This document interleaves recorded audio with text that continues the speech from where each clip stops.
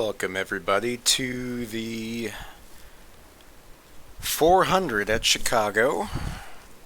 We got our new pole sitter, hasn't won a pole since 2015.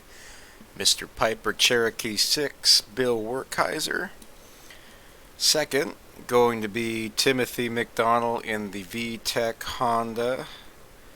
Third, Johnny Reed Foley, Coca-Cola Impala. Fourth, Matt Reboyne Valvoline. He is currently in the 8th position in points. Foley, the previous, is 16th, so they are all looking to get into that chase contention. Fifth, Ryan Heuser. NOS Energy led the most laps this year. Sixth, Zach Michael. Has not won a race yet, but he is in the look-in for the points after two pretty good runs at Sonoma and whatever the hell was last week. Tony Pizarro in the Boston Red Sox machine again. Currently 14th in points with 3 victories, but still looking to get his season better in shape so he can make the playoffs. There is teammate Rick Jackson, Crown Royal Chevrolet. Also hasn't won a race. John Batista, Lifesavers, winless, and had a pretty good run at Sonoma. Craig Lee Trojan, Monte Carlo. He is currently 9th in the points. John Batista, 11th. Alex Krapser, currently 10th in points. Donald Stewart, 12th. John Tharp. Ben Gear. One has won 3 races this year, the other has won 0. Dave My Man Miller. Virginia Blend, 1 at California. He is currently 15th in points, falling out. Scott Jackson, 6th in points, and still hindered from that incident a few weeks ago. Rob Scarberry, Dodge. Dalton Lucas, Little Caesars. Matthew Dominique, our points leader. And Michael Henson had a great finish at Dover on pit strategy. Dale Rosendahl, pretty good qualifying effort. Alan Nesvetter, Coke Zero Chevrolet. Zach Miller, Pepsi Max Chevrolet. Walt Flowers, Miller the High Life. Speculation that he will retire at the end of the season. Christian Torres, Toyota Camry. Had a good run in the consolation races, made the All-Star race. Jimmy Stevens, Ampio. Ford Fusion. David Courtney made the race in the Wrangler Jeans Dodge Charger, I think that says. William Tex Perry in the corn-fed flex fuel ethanol 85 Charger. Winner at Martinsville, Randy Dobbins in the Ford. Aaron Cummings, Mellow Yellow. Brandon Rains, outside of the top 35 in owners' points, looking to get a good finish today. Jonathan Scravix, Boeing 48. Still needs a sponsor, Steven Spears, 65. Tyler Scott had some terrible runs lately. Glenn Kaufman, Clorox, made the field. Adam Krabs.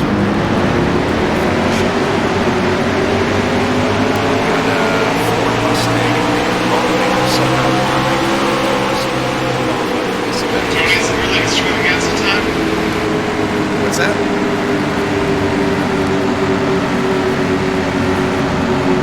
What'd you say, Tim? Is it almost extravaganza time? We're about to take the green. You should have said something, I gave it. Toby Long, safe Hollywood way.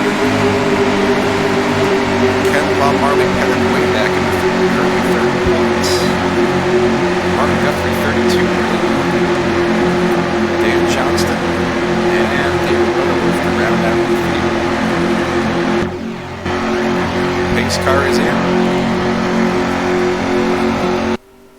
I bet you Twitch will load just in time for the green. Green flag, green, green, green. Here we go. We have an old man on the pole. Looking pretty good, heading into turn 1.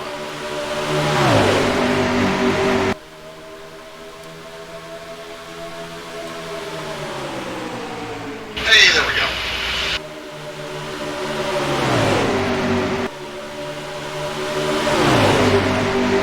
Double file from third on back. Foley and Matt Raboyne battling not only for position but for the chase.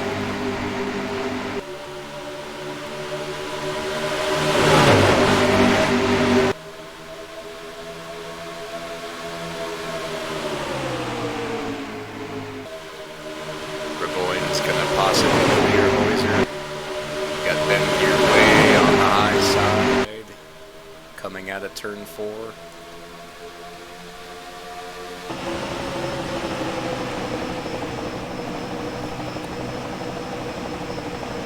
Zach Michael pushing it 3 wide in the middle of the QSM engine cars as Tim McDonald goes for the lead. Now it's pretty hard to get the move done on the inside around here. You really want the whole track to roll up into. You're not kidding. As you can tell, when you go on the body and you come off, you lose that speed, and in this case, Johnny Reed Foley, the third place car, takes advantage. And we see a little bit of smoke on the backstretch. Caution flag is out. We do apologize for the technical difficulties we're having with the ticker at the moment. We'll try to get that to you as soon as we can. And just as it has been mentioned, it is up and running. Alright, let's see what happened. I have a hunch the 78 was ended if he's 15 seconds back all of a sudden.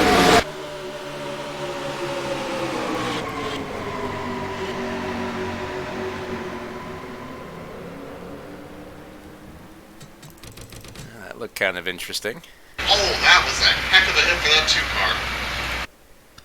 I think Ampio might be a little bit hindered for the rest of the day. Lose a few more letters. Oh, looks like Dodge Man just flat out turned him. Barely clipped Nesfetter on the rear. Yeah, I'm wondering, is there some bad blood there we don't know about? I wouldn't think so. You'd think the 13 would be happy just to be in the race. But it's tough to say.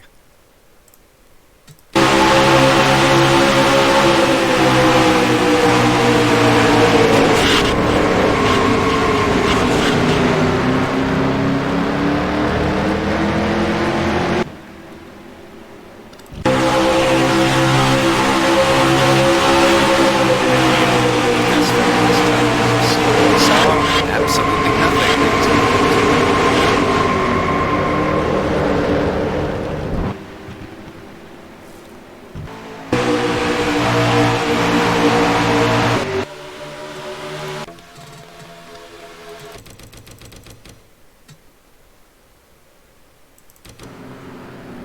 Now the question is, on lap 4, who's going to pit and who's going to stay out?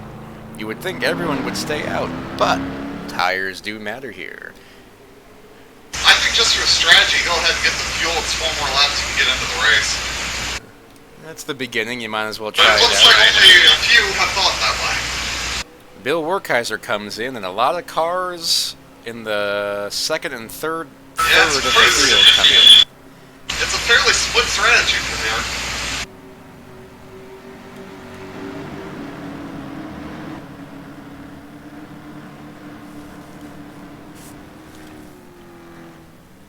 Pizarro's going to come out first. Werkheiser's changing all 4 tires. Goes from the lead to mid-pack.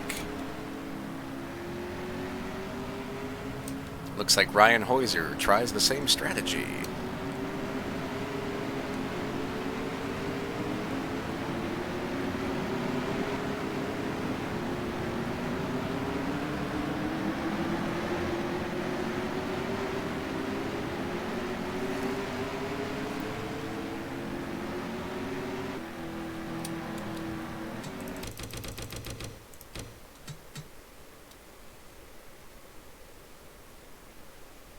Alright, ready to go green again. Top 5 is going to be Tim McDonald, Johnny Reed Foley, Matt Raboyne, Rick Jackson, and John Batista. We are only heading to lap 7. I think they just waved it off. Oh.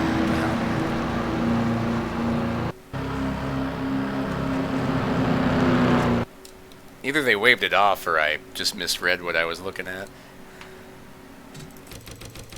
That's weird. Did you get the new textures in there? What's that? Did you put the new textures in? I don't see the weird reflections of the cars anymore. I did, but I kind of like the old reflections, honestly.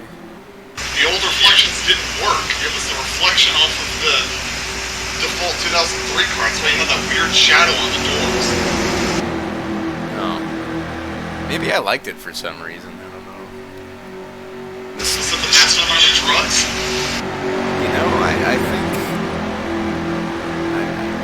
I don't know. Green flag, green, go, go, go, go, go. No, we're not green yet, sorry. Let's see. Alright. 5, 4, 3, 2, 1. Green flag, green, green, green.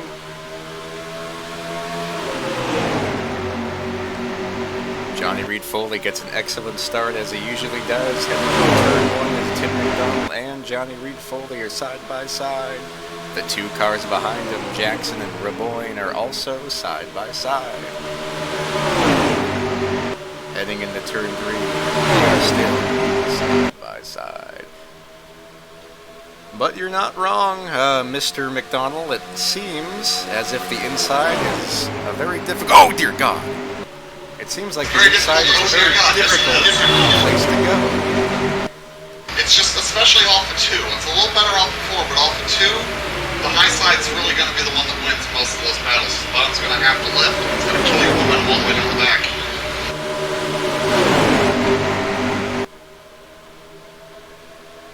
Well, so far, it looks like if you can break away from the paddling, you can really gain a lot more speed. Side by side, it's in most places.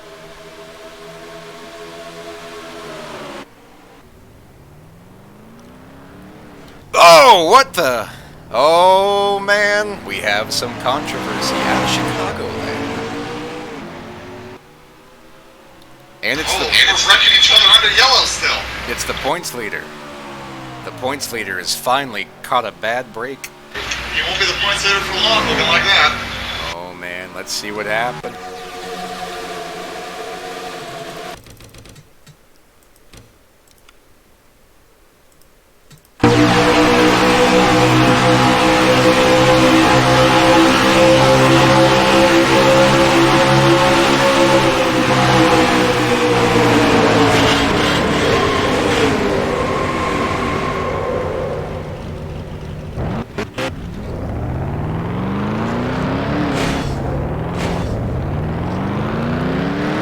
Looks like the same thing that happened the first time.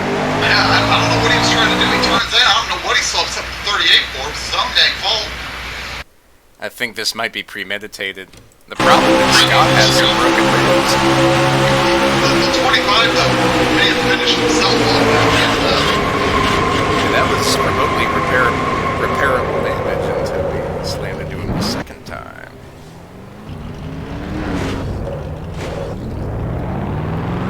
Barely hurt the 38, but the 25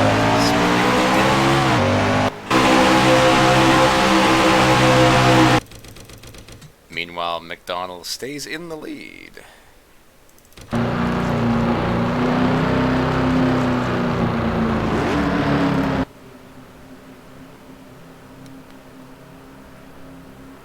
See a lot more takers this time than the Vets. It looks like the 55 stayed out.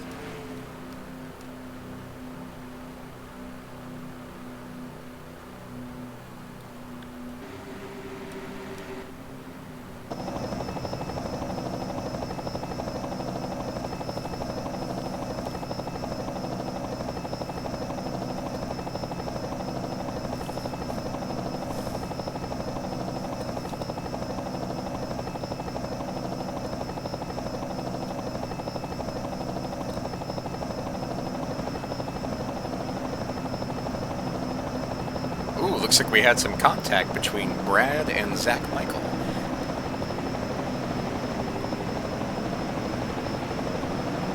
Yeah, that won't help those fenders. I mean, it doesn't look too bad.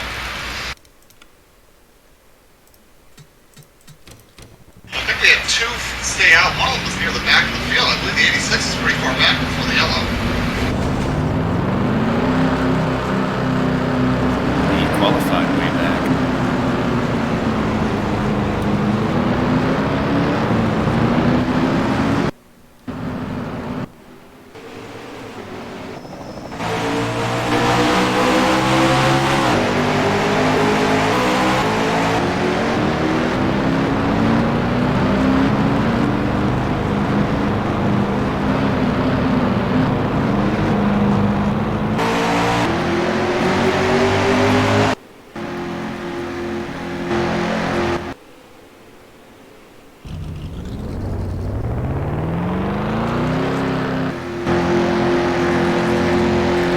Donald Stewart and Brandon Rain stay out.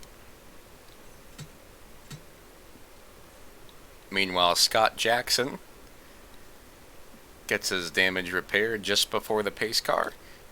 Yeah, that 25 missing a hood, that ain't gonna be a fun day for him now. He's just gonna stay out and make as many points as he can. But right now, the 38 seem to need more work than the 25, but that doesn't always indicate their pace once the work's done. Yeah, all the 25 had to do was tear his hood off. So it's going to be Donald Stewart, Brandon Rains, Tim McDonald, Johnny Reed Foley, and Matt Raboyne. The top 5, top 2 stayed out on old tires. Yeah, they're not terribly old tires though, so it may not be too bad. I think the 86 is going to drop back pretty good. He's already got Tim McDonald under him. Just because he hasn't been fast all week.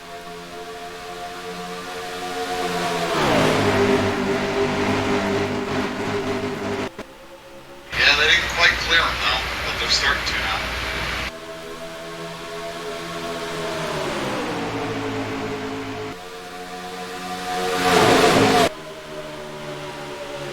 Here comes Tim on the inside, coming into turn 1. Behind them.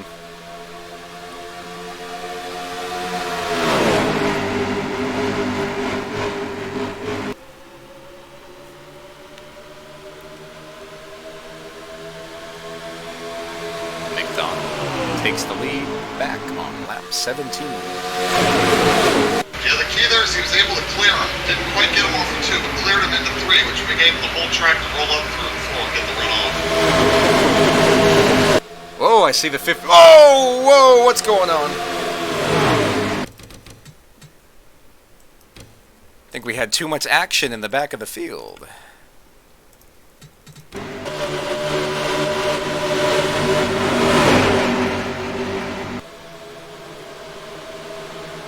Got Aaron Cummings right into the wall.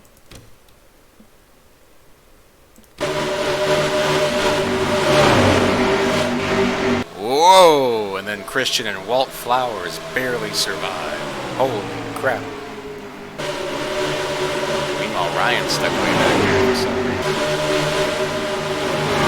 I think he had a bad pit stop.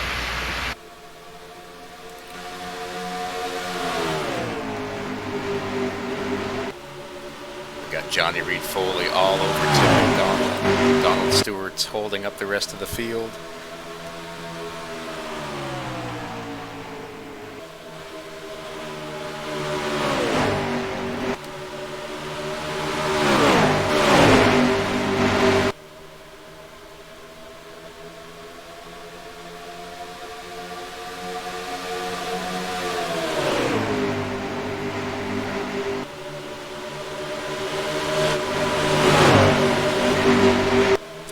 Battle for 5th.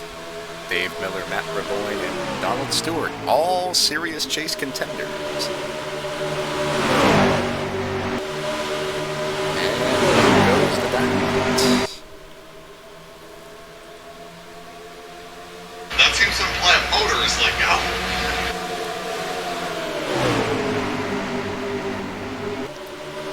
Got a sharp battle here. If Tim McDonald has any problems, Ken might take the points lead, depending on how bad Dominique is right now.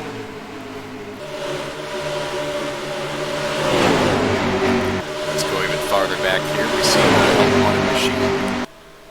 Yeah, that 86 really is falling back to the field pretty quick.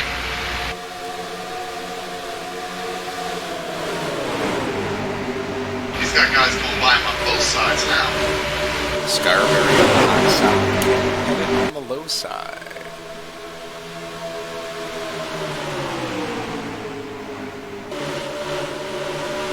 Alex grabs her trapped behind. We see our pole sitter back there.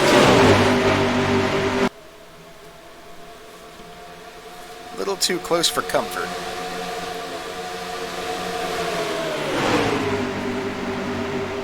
Yeah, it's getting a little dicey getting around this guy. He really should not have stayed out. He didn't have anywhere near the speed to be competitive up there. That just puts yourself in a bad situation where you're prone to get put in the fence and end your day quick. I don't think he was that fast anyway. It just propelled the problem. That's what I'm saying. You don't stay out. You're just going to be up there being prone to get yourself wrecked and doesn't do you any good. Especially now if you're not going to be the leader and get some bonus points out of it at least. One person I'm really impressed with right now is Glenn Kaufman. Right now he's in the top 20. Good for him. Meanwhile, up front, Tim McDonald is still ahead of Johnny Reed for Rick Jackson second. John Batista fourth. I think I fucked that all up. But that's okay, because Tim McDonald is leading. Looks like Ryan hit something on pit road earlier. He's got a bit of damage. Or could have been that contact he just had off of turn 4. Could have been.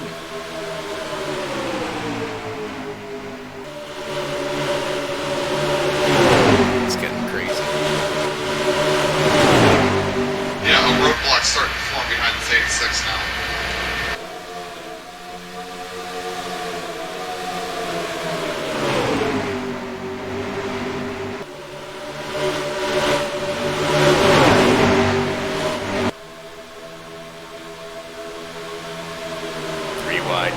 Alex Crapser and Tony Long.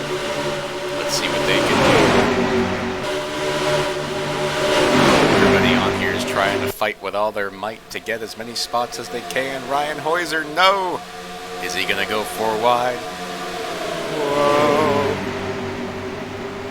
Yeah, it gets real tight there off the 4. These guys are coming pretty close to not bouncing off each other every now and then off that corner. I don't know if they'll be able to get away with that all night.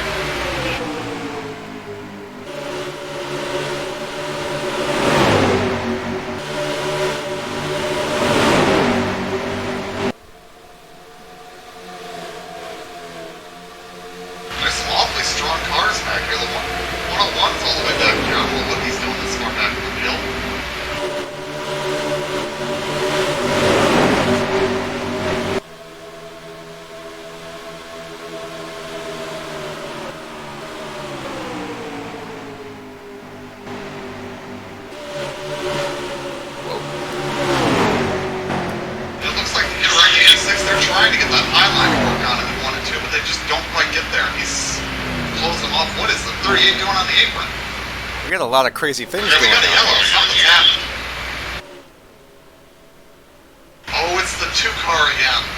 Ampio having some problems.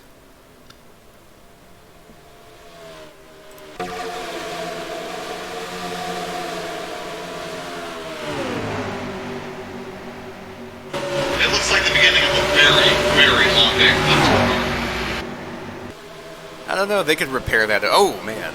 I think that might be repairable. Looks like John Tharp was involved. And that explains why the 38 is on the 2 just didn't get checked up.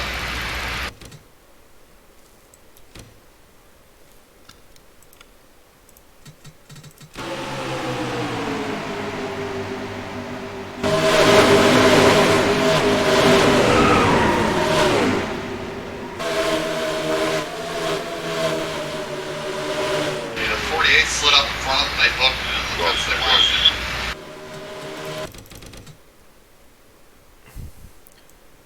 Yeah. In fairness, though, he didn't the 14 didn't look like he had the position there. He just kind of forced it in too late.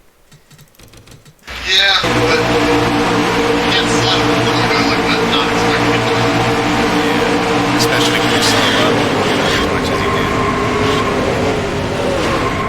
That's a tough break for Tharp, but I think he might be okay.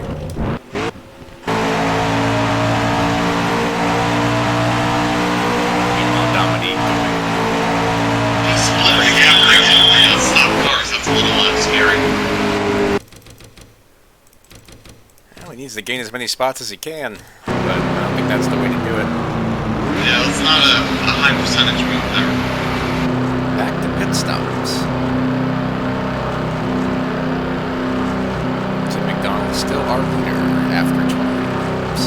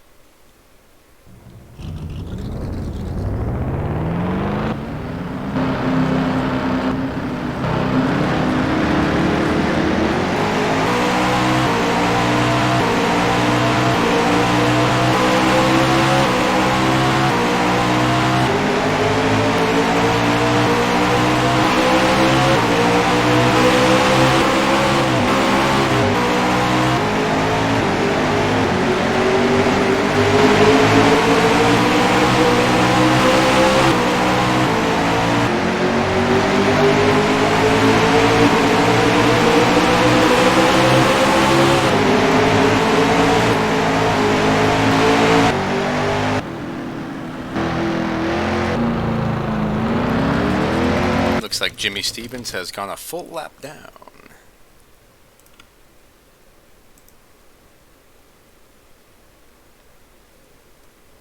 And we're going to take the green on lap 32. Tim McDonald, Johnny Reed Foley, Rick Jackson, John Batista, and Sir Dave Miller, the top 5. Rob Scarberry and Adam Krapser have worked their way into the top 10. Jimmy Stevens is the first lap car of the day. I think having lap cars is going to maybe cause some issues on the restarts for these guys, because the top's where you want to be, but that car on the bottom could really come up the works for everybody. I don't know if it'll be enough, but when we start seeing more cars down laps, it could get interesting. I do think you were right, though, because Speedy...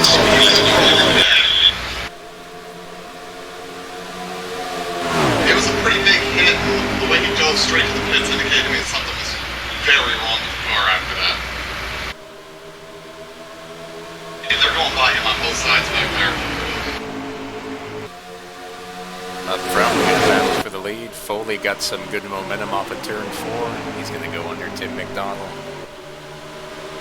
But that's just such a hard pass to make.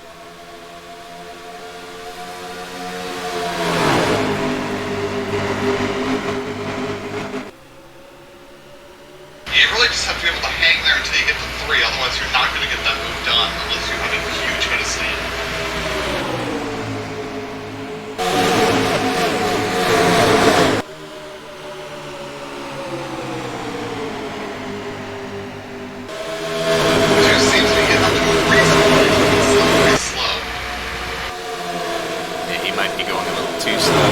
It's not super slow, but to be right at the front. It's better than we've seen in some past rounds, but he doesn't really have the pace to hang with the field. He's going back quick, but he's just quick enough to kind of be in the way of the middle of the course, but not so much of a like chicane. He's more of a hindrance than a stoppage. It's not too bad for the corner. I think it's straightaway speed where he's really hurt, and that's really been fine. It's probably worse. When you throttle through the corner and be okay, you really get even more in the way. Especially with such short straightaways as we have here. The backstretch isn't even a straightaway. What, a long stretch? Jeez, 10 on Johnson. There really got a big old break for that. Tim McDonald still holding pace over Johnny Greenfold, but the racing back here is too intense to watch that at this moment. Oh, Scarberry!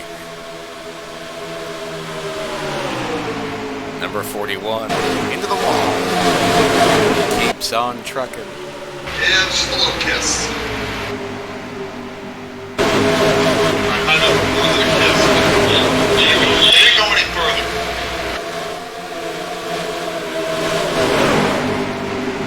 Oh man. We have guys bouncing off each other, cars all the way down to the apron.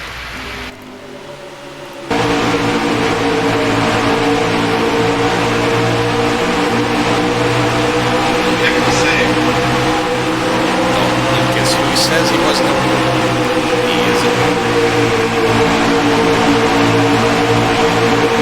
We have very lucky things like the cars in the fence too.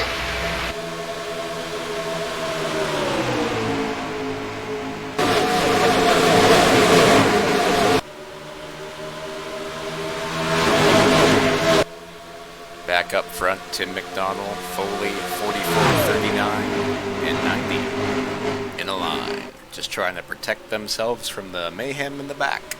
Now, I gotta be honest, I am really impressed with the run the 65's having right now. Top 10 for that car? That car doesn't even, some would say that car doesn't even belong on the racetrack, but we run a top 10 is very impressive.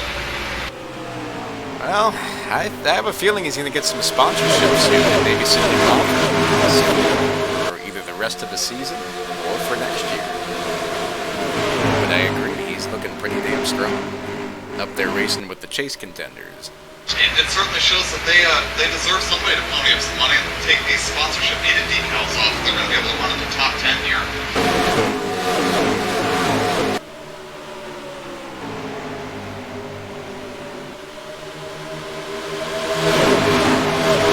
We got Dave Miller under John Batista and Johnny Foley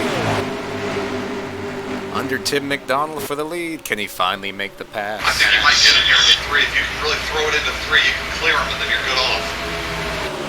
You didn't clear him now. I don't think that was going to work for him here. You're going to bring Jackson along on the outside if you can't get clear quick.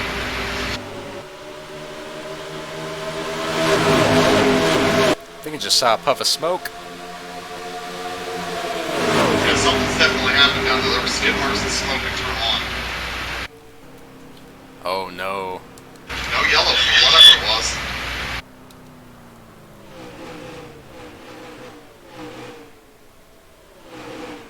That might be game over on that 25 car. This is easily the worst performance he's had all year. Holy crap. He's going to find himself multiple laps down like this. He's just hanging on for dear life. Let's see what happened. I would argue he may not be holding on.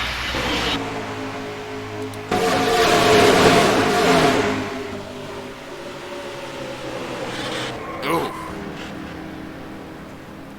I have a feeling John Tharp and Scott Jackson, who are known friends, made a conscious decision to intentionally wreck him. Now, it's not usually my MO to call the officials, but how in the world is there no yellow for that kind of accident?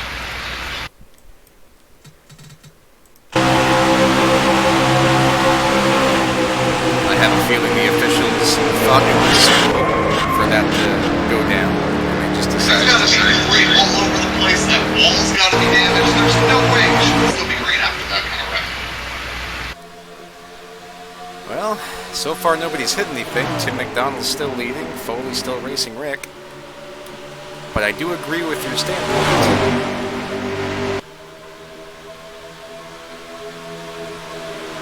Best thing that 22 can see behind him, this guy's racing. Let's kind of let him stretch it out a bit. Oh yeah, he's sitting pretty right now. Even better thing for him is if, after all that racing, positions end up where they were before. Because the last thing you want to see is him drop back behind you and then the faster car prevail and come for you. Foley's holding a lot stronger on the inside than I thought he would. He's got a pretty quick car. It's just not quick enough on the bottom to make the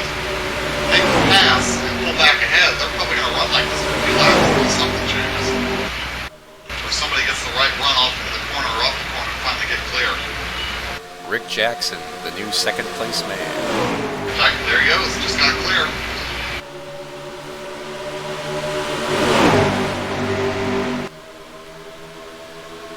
Now it's up to John Batista to decide the podium.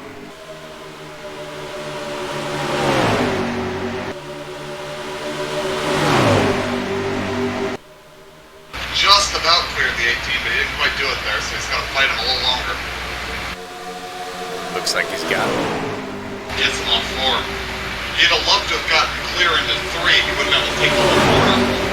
Maybe bring some pressure back to the 44, but he got the job done one way or the other. 18's going to look low again. Others doesn't really work unless you're substantially faster. One of those slap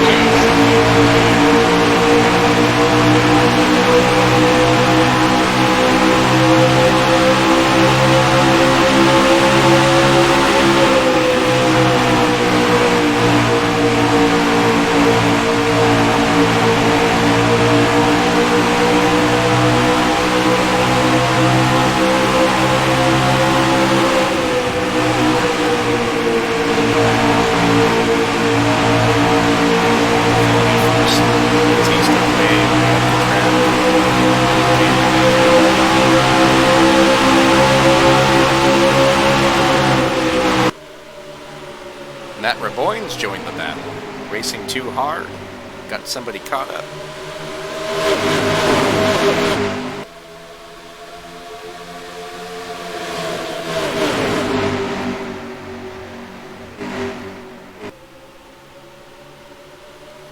Now we have Zach Michael, Ken Pennant, and Tony Pizarro right up in the fray.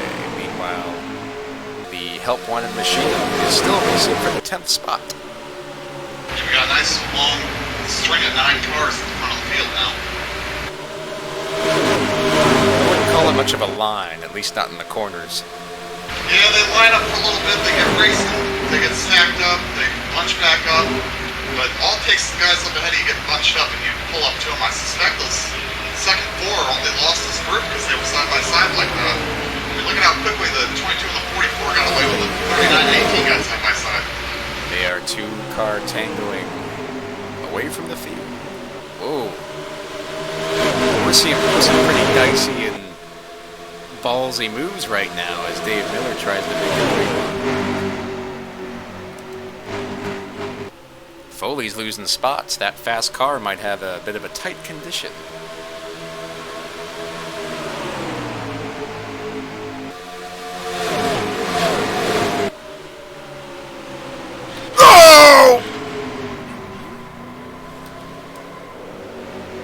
Well, so much for that tight condition.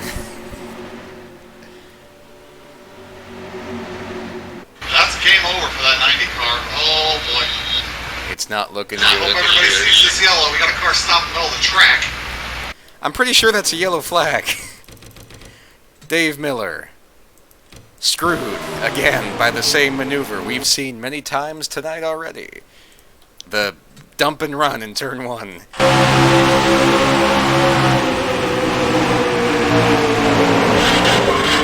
Yes, you couldn't see the black smoke because there was so much white smoke. I mean, I think what's happening is you turn in like that, you just get loose. If you don't catch it quickly enough, you're going down and you're taking that guy right out of the race. Well, I'm not sure what they're doing though. Ay. It's a little bit of a bump there. You're in turbulent air. When you turn in, sometimes it just snaps loose that turn in. I think that's what's happening.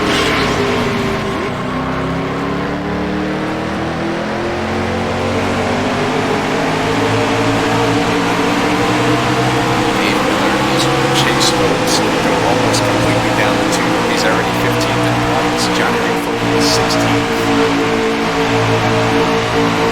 So it's not looking good for that duo.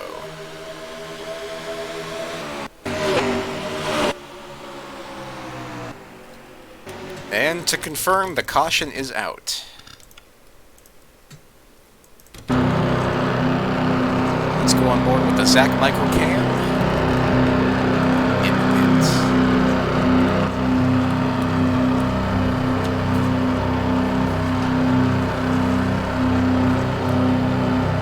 Looks like he established a tiny bit of damage as well at some point.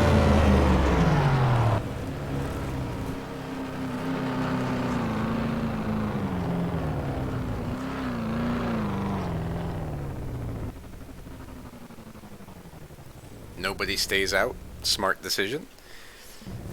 And Foley's still in 10th.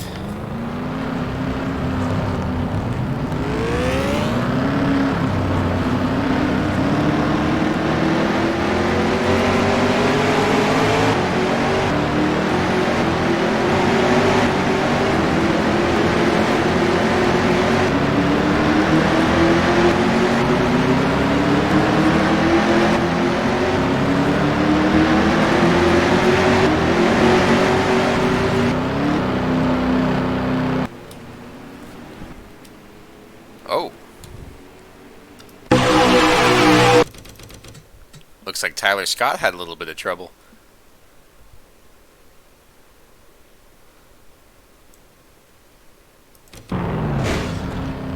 Oh! Oh no!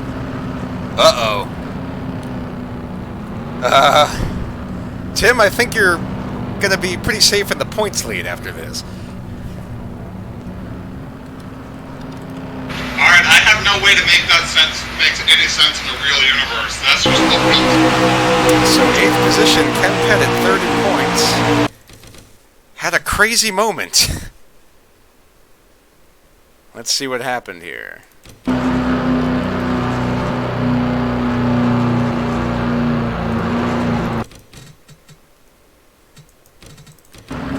I think it might be related to him being so far up front, but qualifying so far back with a bad pit stall, that when they came in, he came out, and boom.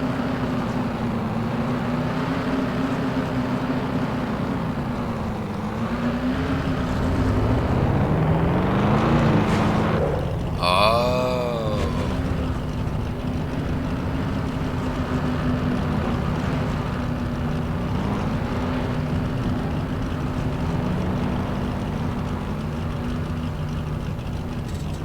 It would appear that Glenn Kaufman tried to come into his stall, and Tyler Scott at the same time.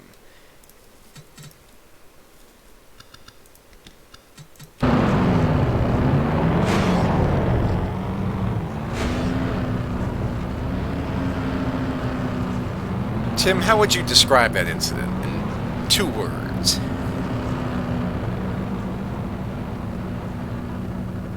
damn stupid. You could have picked just about any. But I agree.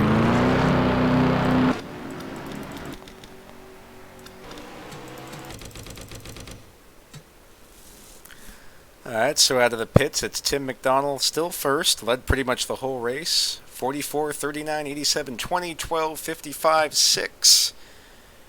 65 in 9th, and Ryan Heuser up to the 10th spot after being mired for most of the day. Well, as long as you're up front, you are safe from harm's way. Unless you're Foley or Dave. I say I don't think that's true. Coming to the green flag, we got Mr. Ampio on the inside again. Gonna probably stack up the field. Green flag, green, green, green. McDonald, Jackson, up front. Pulling away by just a little bit, using the momentum of the non-lap side as they battle for the lead on the backstretch.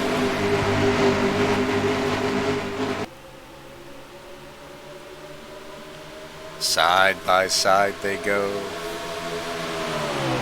In the curve, tri-oval. 3 wide way behind. Jackson's got the momentum.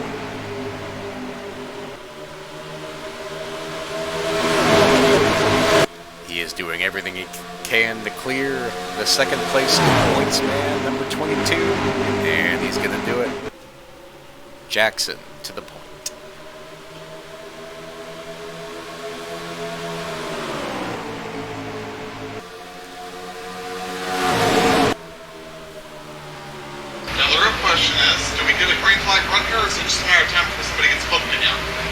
I feel like there's too many cars at the same speed just racing too hard in the mid-pack.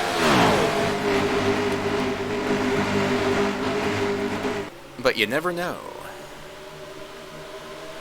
Yeah, it looks like the 38 and the 14 have some substantial damage that's going to fall off pretty quick. If they can just hang there, though, and use attrition to their favor, they could still get a top 25 finish.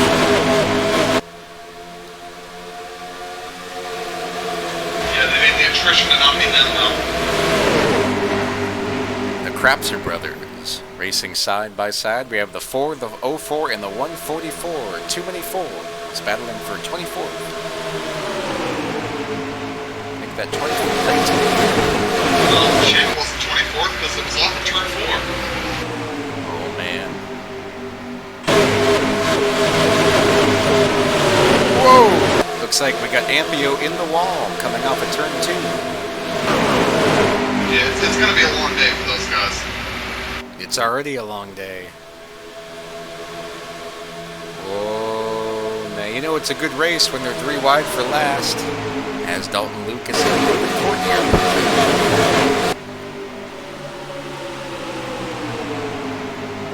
3 wide from last, I believe that's the end of the match's main.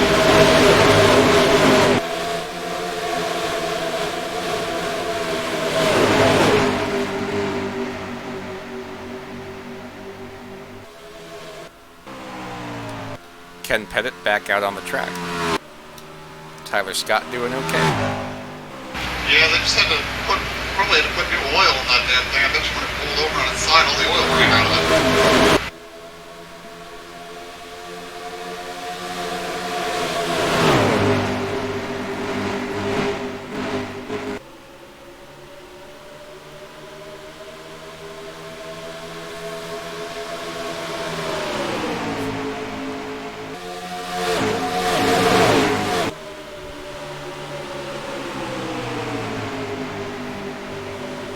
Boys are full. Oh man, whoa! It's getting crazy on the backstretch. Some would argue it's been crazy all race there, buddy. I would agree, sir. In fact, about a half lap ago I saw a car in the grass way in the back, and now I see smoke. But I chose to ignore it because I didn't want to believe it.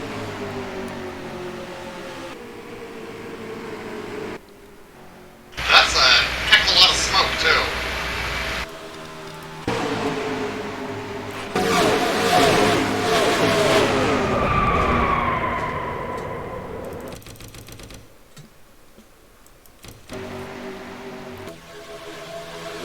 Looks like they got some demo.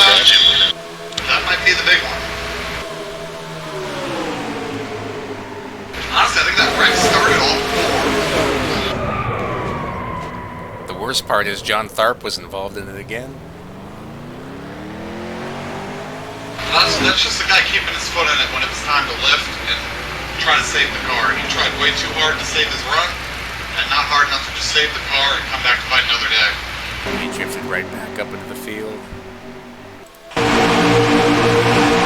Even if the cars were there, I don't think he's actually going to be able to get back on the track without grabbing the most little things spin out the grass. It's going to be relatively safe. It didn't even look like he lifted, but he's battling for that top 35 in points. So that must have had something to do with it. This ain't a good way to win that spot. This is the way to lose it. Yeah, and he's not racing Glenn or David Baldinger for it, so I don't know. That's a tough one.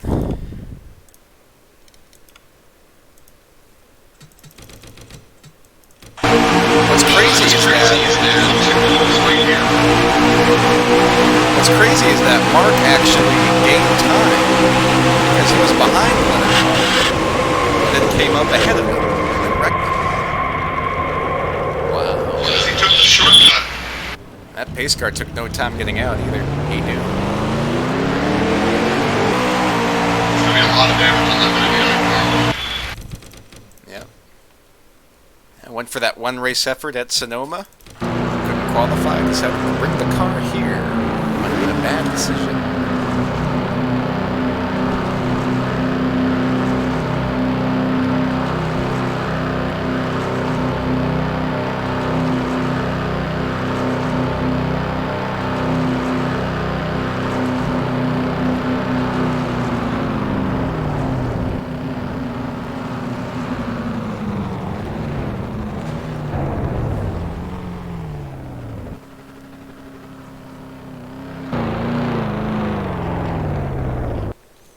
Foley might be hindered a little bit because he was way back in the field.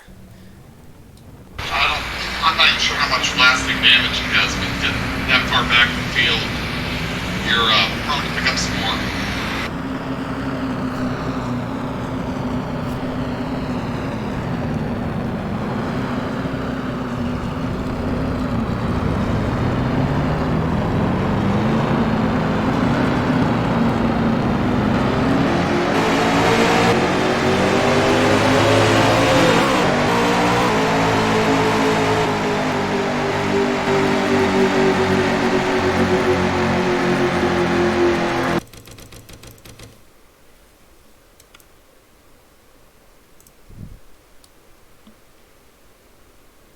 Coming out, Rick Jackson first, Tim McDonald second, John Batista, Matt Raboyne, Zach Michael, Bill Werkheiser up to sixth, finally. Pole sitter showed he had speed, he's proving it. Tony Pizarro, Dan Johnston, Lugster, and Steven Spears still in the top 10 despite that terrible pit crew. The one butt off the street in Sacramento.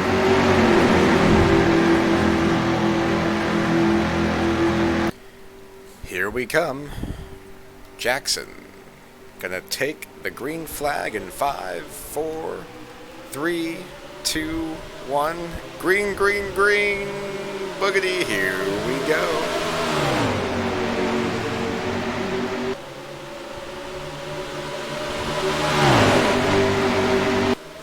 Speedy's still causing some problems.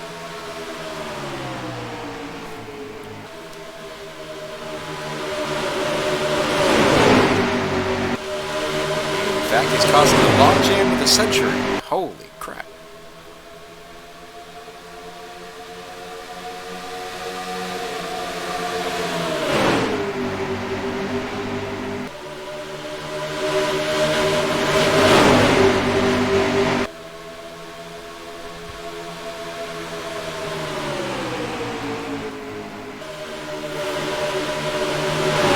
Just a little bit slower, it might be easier for everybody to get by.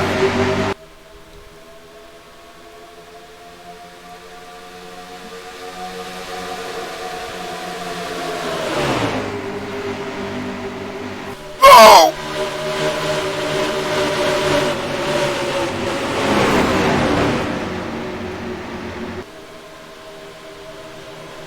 That was a big hit. The QSM machines. Pimpin' is proven not to be easy. QSM horsepower is proven not to be as fast after this damage. Oh. Now let's see what happened here. I think they put about 5 cars for only one fit.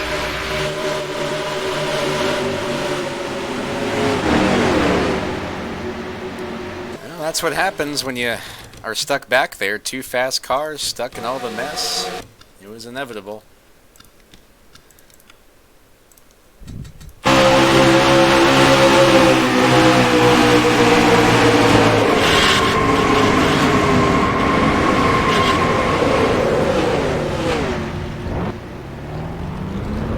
Michael Henson involved, Brandon Rains, Ryan Reynolds, Frank.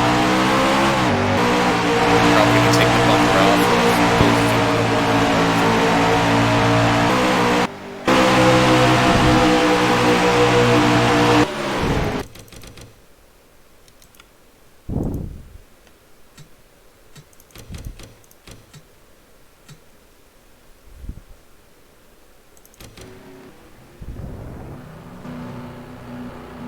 Few cars came in. Actually, a bunch of them came in. Actually, half the field came in. Oh man.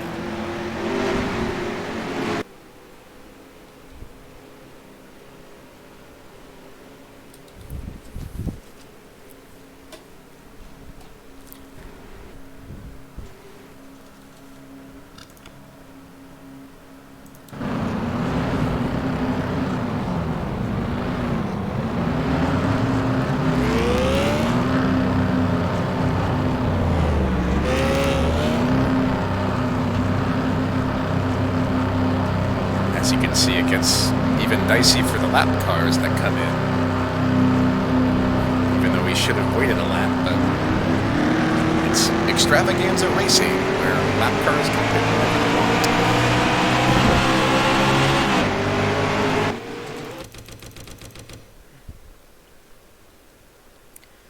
Again, it'll be Crown Royal 44 taking the green. Gonna be 74 of 267.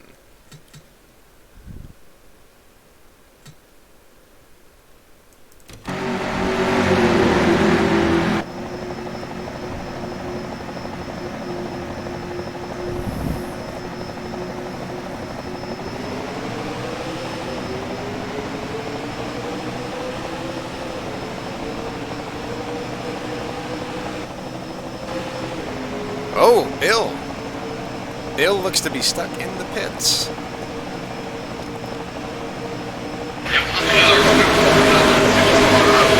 like they're frantically working on that car. There's got to be something real serious that just came out of it. Looks to be a big pool of fluid underneath the car. That ain't good. We got a spinner down the back.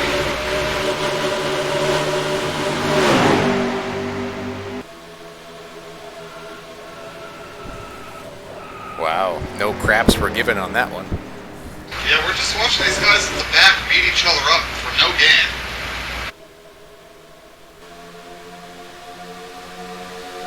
I didn't think the officials threw yellow for that. I think they let them keep going. It was out of the way of Harms Racing, so why not? Yeah, it looks like there's some sort of very serious fluid leak on that 6 car. They're trying to get it patched up, but I don't know if they're going to be able to get it to go. That's a shame. He's been trying to rebound ever since 2012. Now, an interesting thing we got here is this 8 car is technically a lap down, but that's only because he needed a little assistance to get back to his pit stall after that it's hit the pits. He's got the speed to be on the lead lap, but he just isn't. I think maybe if there's a yellow, Rick Jackson, his teammate, might let him go. Well, his teammate might try, but I don't think a lot of these guys behind him would let it happen. It comes down to it at a certain point as a competitor, you're like, well, this guy's quick. I don't want him on the lead lap, so I don't have to beat him. He's already got the lead. Let's not let him back into it. Especially when it relates to points. Right now we got Yeah, Dominique. catch yellow at the right time. We might get that lap back to our point. We've got Matthew Dominique in last, and Ken Pettit in 37th. That's going to be big for the 22. Really the whole field.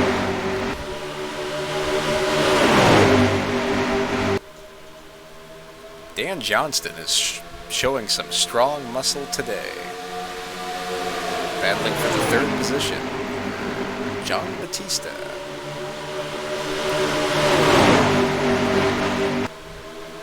And he's going to get it. Alex Krapser's come from way in the back to possibly get 4th. Batista looks to be slowing.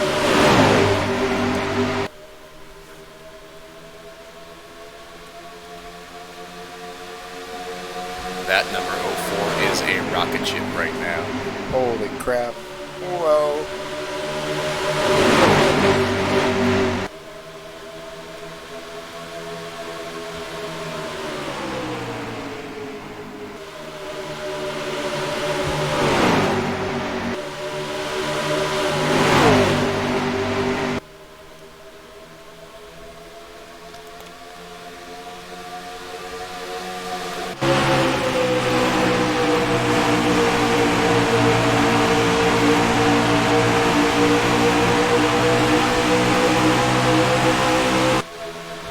And a dramatic camera fail where nothing was happening. Alright. Krapser and Tim McDonald go side by side for the 2nd spot. Mellow yellow. We have 2 yellow cars battling. But I doubt any of them are very mellow right now.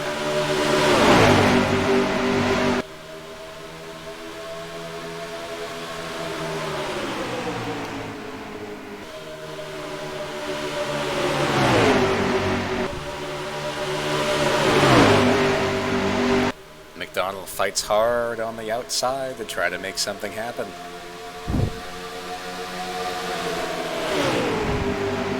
Whoa. Dan Johnston making an incredible power move, almost dumps the 04, but stays with it. But it's going to give Tim the momentum to take the second spot back. As 121 and 20 race for the fourth spot.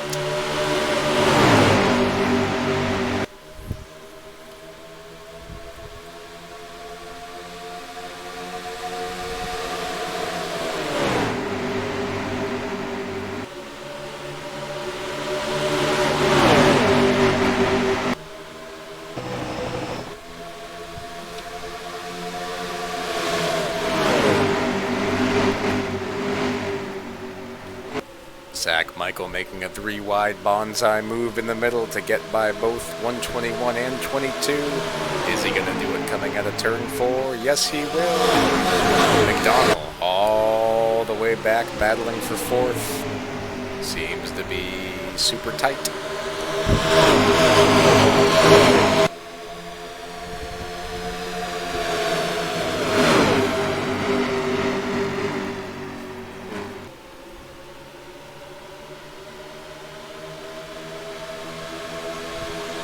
Trying to fight his way back on the outside, but I think Johnson's got the spot. There's only so much he can do.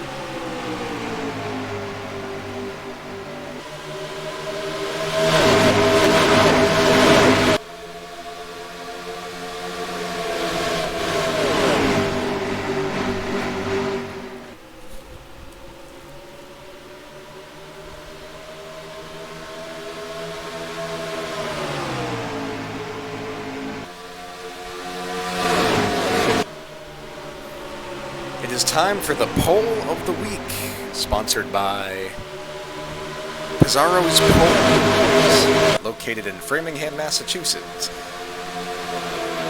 Our question today is, will there be another Race to Win champion in the next 2 years? Vote now at 1-800-PIZARRO. I really wonder what that would get you. Probably more than most other Pizarro-sponsored polls.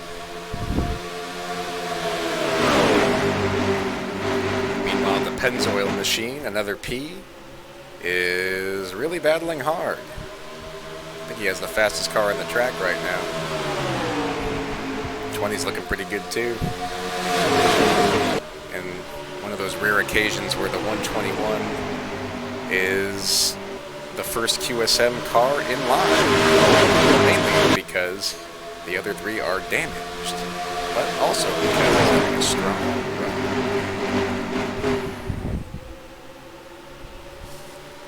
And he's quietly had a pretty good season. He's 17th in points, still has a chance of making the chase. I don't think he's had a DNF all year.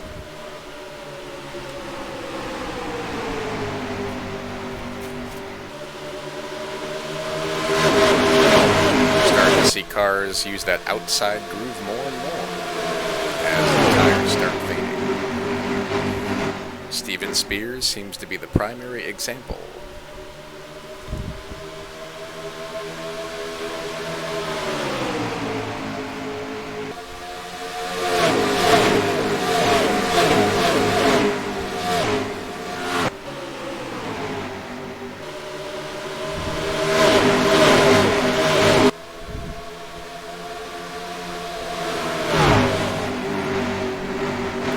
Right on the bumper of Rick Jackson.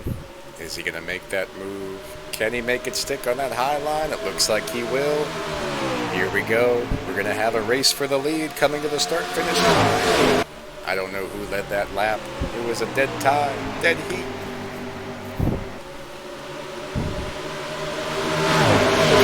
Turn 2, they're still side by side. Crapser has the momentum.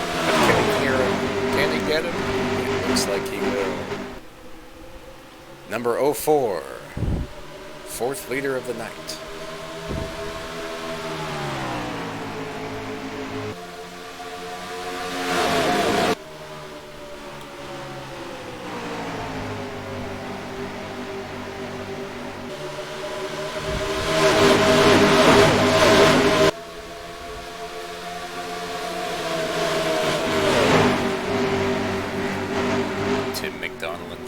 Bautista looking to do anything they can to get by Ken Pettit and start racing for the lead again.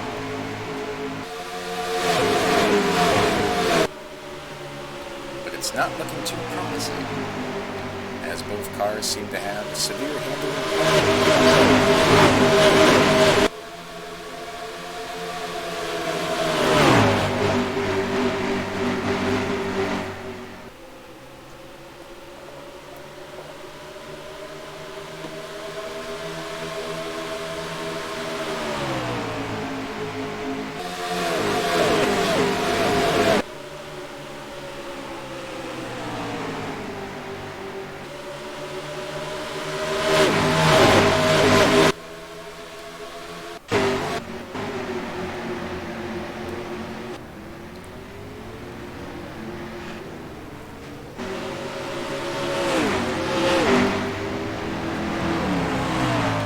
Dire straits for 1/6 of the field. Pizarro's in the no, Glenn Kaufman and Mark Guthrie. That's going to be a day ender for Hunchman. Well, definitely for the 12. He's had a lot of good luck lately. Glenn Kaufman was having the best run of his freaking career. And the 32 again pays no interest in who's there. Just a matter of and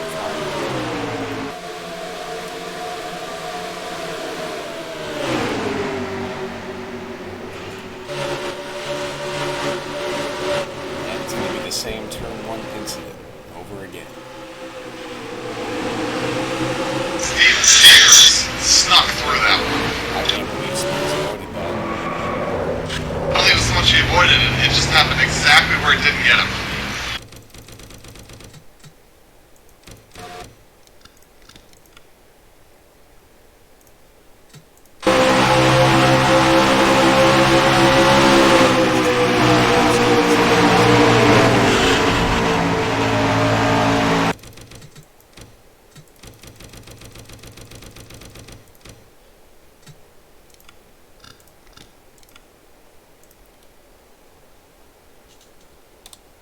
Well, that's the best horsepower tonight. He might have been a part of it.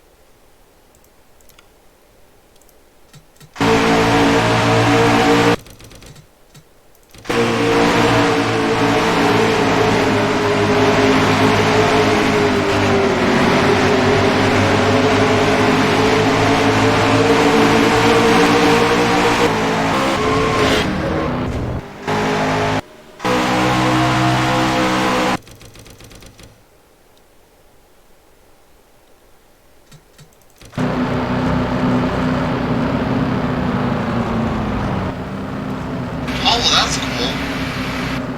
What? I just found out a former coworker of mine was involved in a plane crash.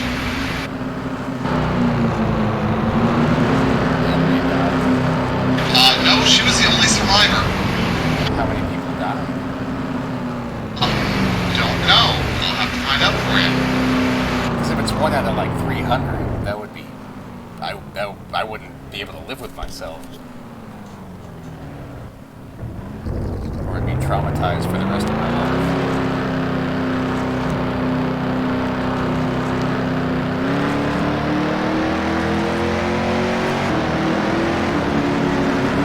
I think that was the link. Oh my God. Sent me a random link on my phone that I couldn't view when I was wondering what it was. And I bet you this is the story, so this is how I find it.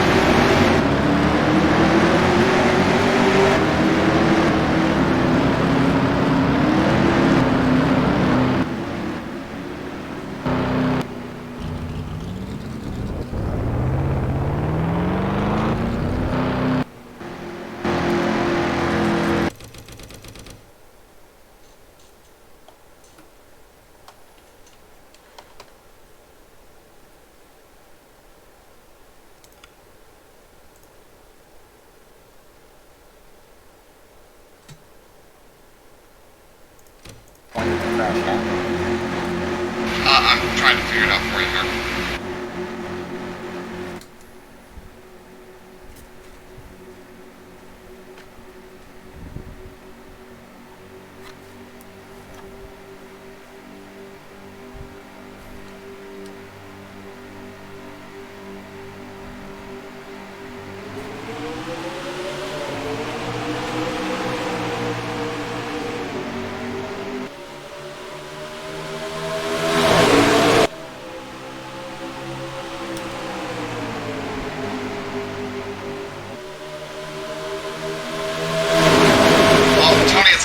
The article they sent me is from the Anchorage Daily News. Wow. Maybe it happened around Anchorage. It happened Friday near Sterling Highway and the Seward Highway. 3 killed. The person I know was the only one who survived.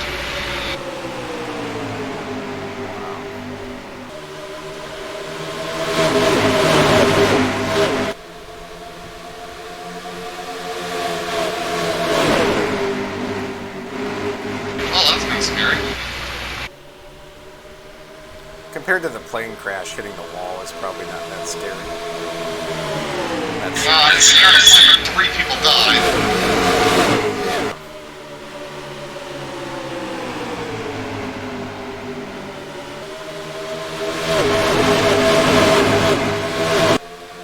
Hopefully she was unconscious through the whole I don't think so from the way it's worded there. That sucks.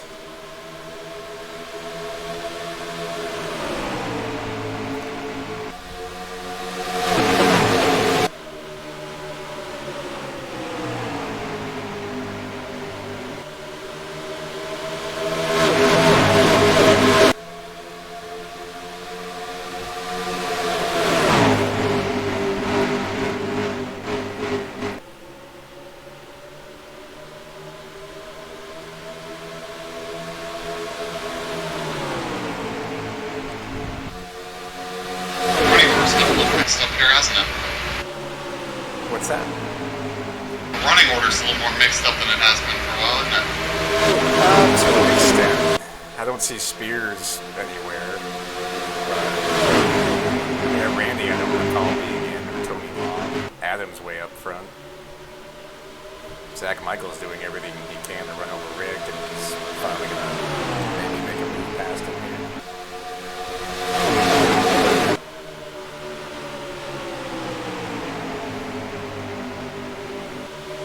You're in 5th, Lucas Racing's having another good day.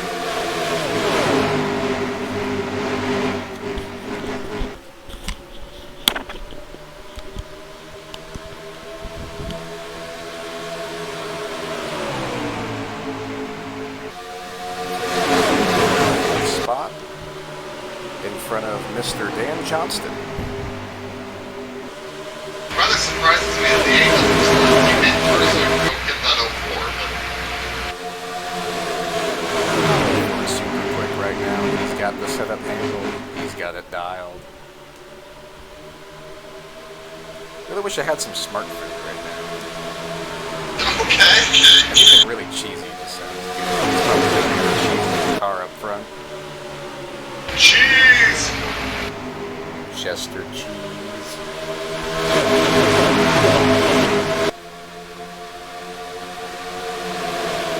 I think you got the handling back on your car. Moving pretty quick again. Well, I got Dan on the bottom there. Yeah, it's not easy. And Foley creeping back to the top 10. Yeah, Foley's doing a good job. I don't think his damage is that bad. It's really not as bad as we thought it would be. What did he get into? I forget already. I don't seem to remember either. Somebody who I think is out of the race now. Oh, Dave Miller, that's right. Yeah, he killed Dave. And he killed his chase hopes, too. Oh, Tim, don't do it. Don't do it, Tim. Don't do it. Don't do it. You lived it. Good job. Zach Michael might take the spot away from Rick here. I think he's going to do it. Number 20 takes second place, but that pesky 8 car will not get out of the way. He doesn't have to. Meanwhile, the 6 car is still in the pit. Yeah, it's just a big pool of fluid under it, guys throwing tools around. I think they've given up on it. I don't even think they want to move it, because if they move it, they might set that stuff on fire or spread it everywhere, so they're just going to leave the car there, it looks like.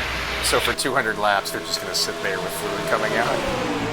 I think most of the fluid's out, but if they try to move the car, they might drag it all around, and then we'll need equipment out there to clean it up. Yeah, we don't want to have that.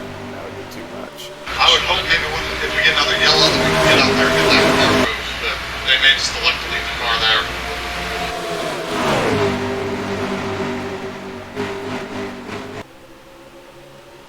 I think we might be about to get around this 8 car here. At least the 20's looking like there's a shot. Nope, didn't learn himself up. He should have. He would have had it.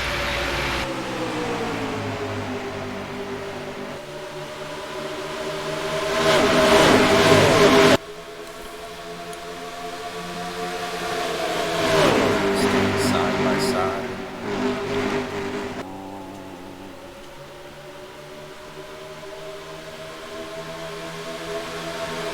The 8's going to clear him. He's protecting Brad's lead. 20 got clear, but just didn't come up.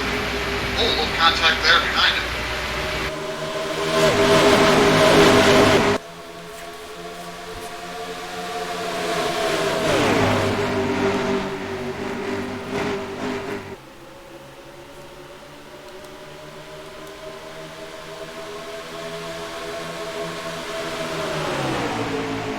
Here's a couple of the unexpected runners, Mr. Tony Long and Adam Krabs are racing side by side for the 7th spot.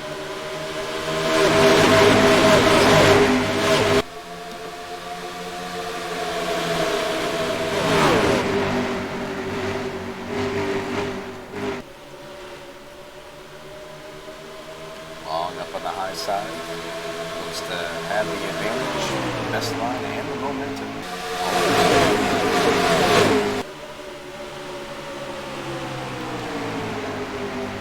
Maybe it won't take the spot. Exactly.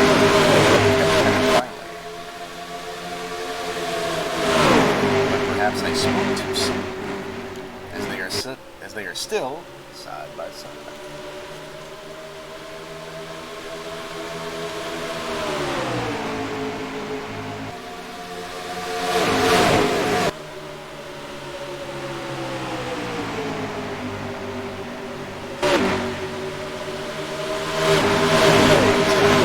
Power move coming off of turn 2. Almost had enough to get underneath Zach Michael and maybe get by him. Right now, the 20 and the 8 still racing. I see a slow car ahead. It's the Pizarro move. Oh no!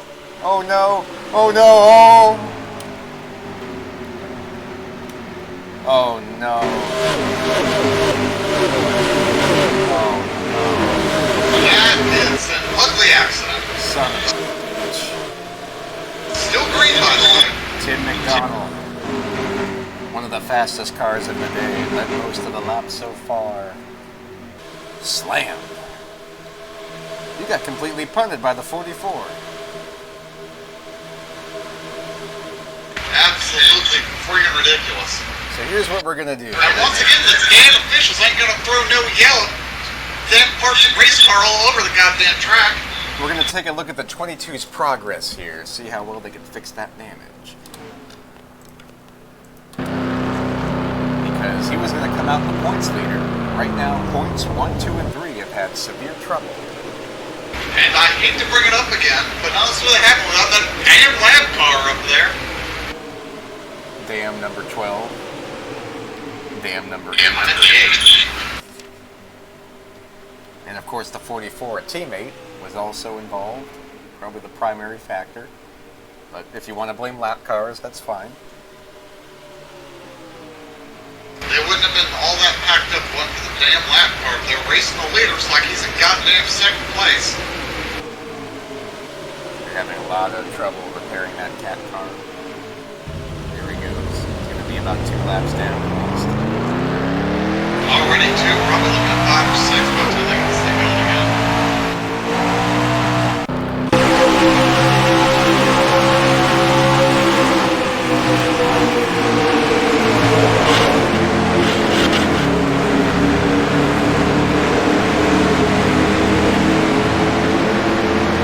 Part of Rick's car is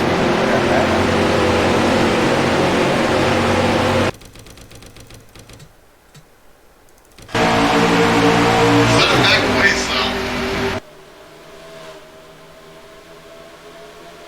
But I do agree, everyone was racing the 8 cars so hard that they got too close to each other. Ugh. That's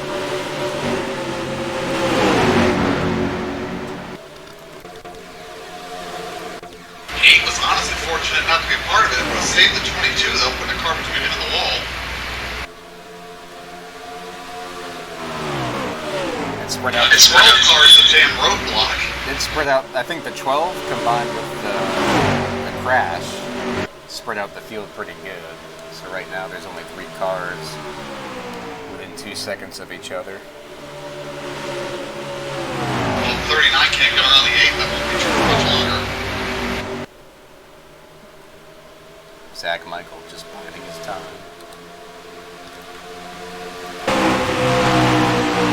They get a sponsor for that. That's my complaint, that's me. Where are they catching now?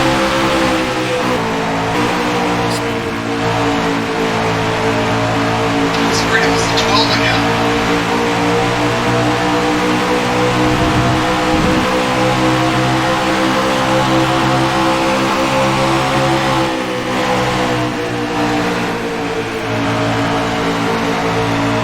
Zach might have something for you.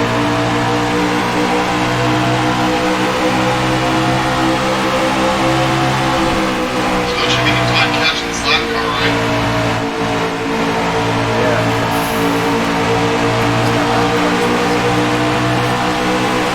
I feel like this event might be sponsored by Grant.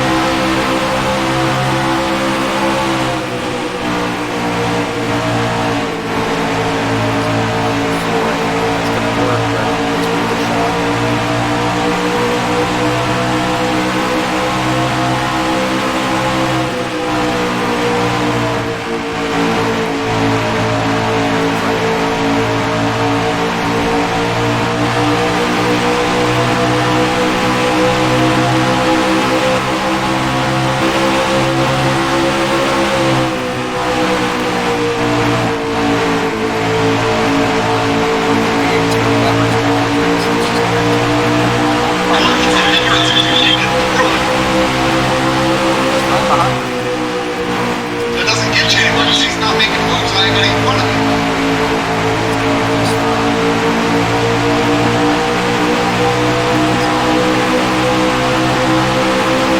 It's all in your head, Luigi.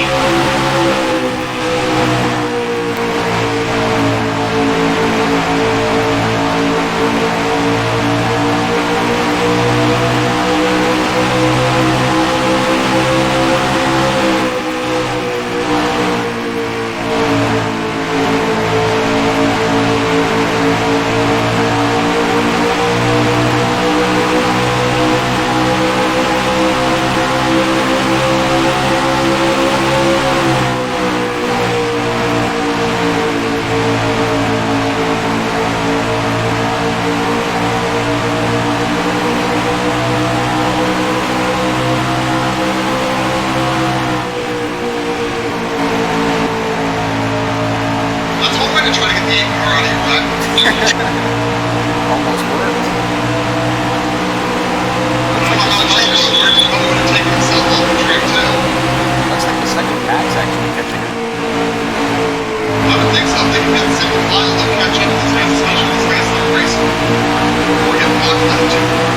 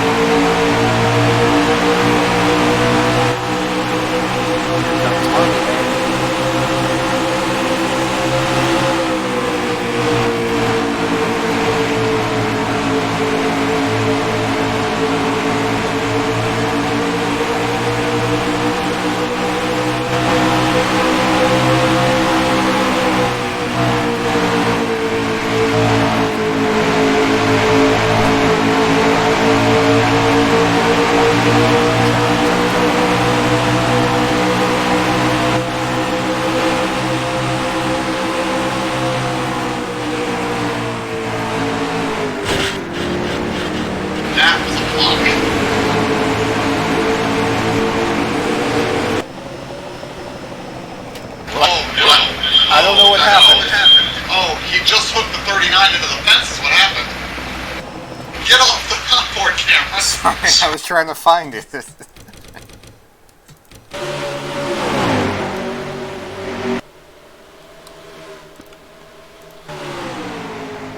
just racing so close. I mean, guys are getting so loose going in there, but there is no damn reason for a lap car to be going in there. I mean, Blance's down the front stretch, and he just goes in there, over his head, lights him out.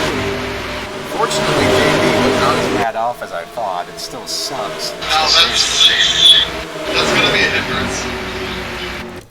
If he can get it fixed, I think it'll be okay, but he has to find the time to get it fixed. Yeah, that's part of the problem. Wow. And once again, I hear Ward Burton. Damn lap cars.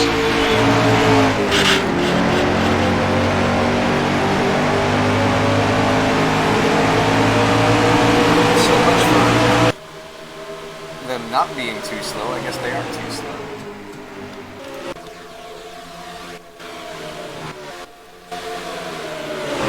He's still kind of hanging in there. Just lost where he was. Yeah, but before that, he wasn't hanging in there. He was driving away. And now I see more smoke.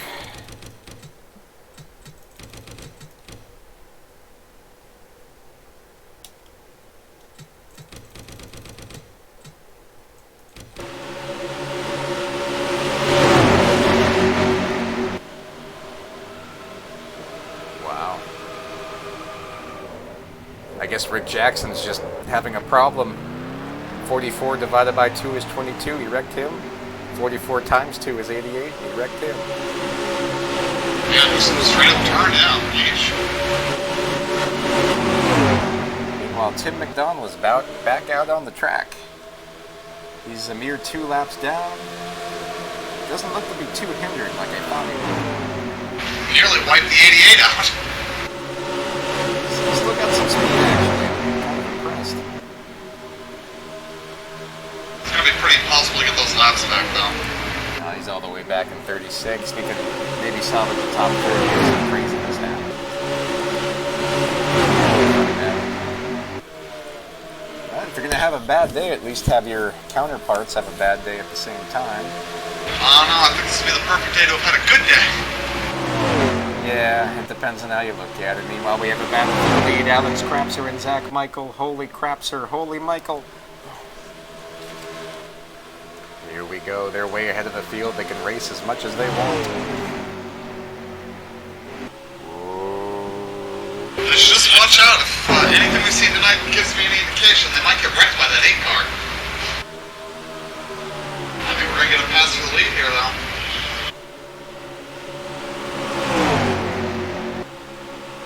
You can tell how far down the speeds are from earlier in the run. And Zach Michael's going to take the lead quietly. Just kind of Yeah, we're probably getting close to green flag stops, honestly.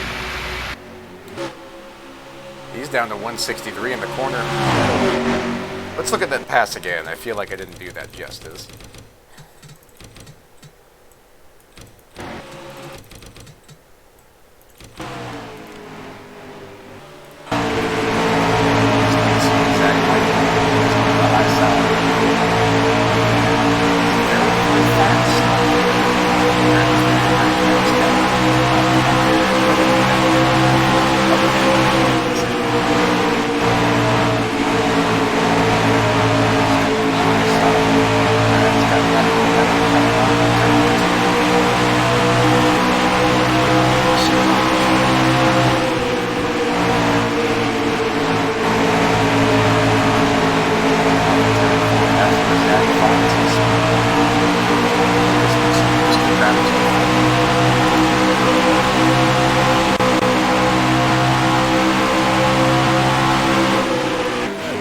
Halfway point.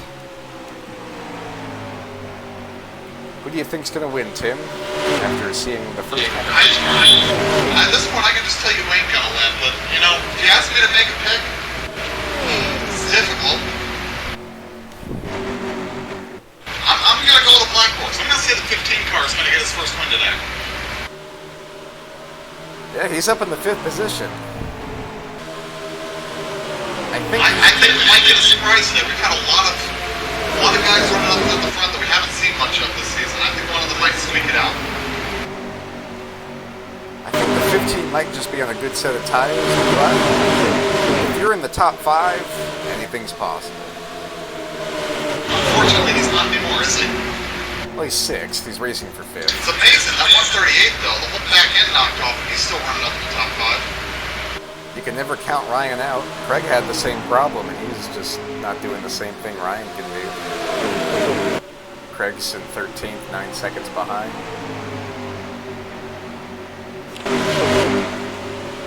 I'm going to go for 138. I think he might actually catch back up and pull off a victory. Now, one person that has fallen way back after the Tim McDonald incident is Rick Jackson, all the way back to 21st. I think he's got more damage than he realizes. And it's now just holding on for yellow because he doesn't want to lose a bunch of laps like the 22 did. The 22 didn't have a choice. And that car wasn't going to keep running.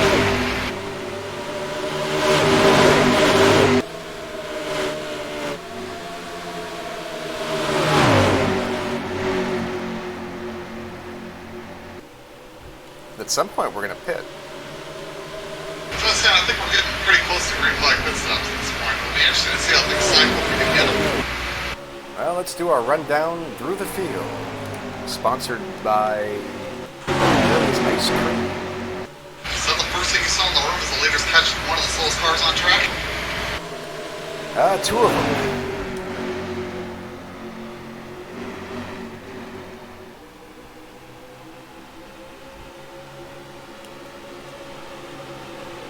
The last time we went through this kind of traffic, mayhem happened. So let's take a little quick look-see. You can tell how good the setups are for the 14 and 12 in the corner, but then they just lose everything right after that. As Brad actually gets kind of screwed here. As the 2 slow cars are side by side.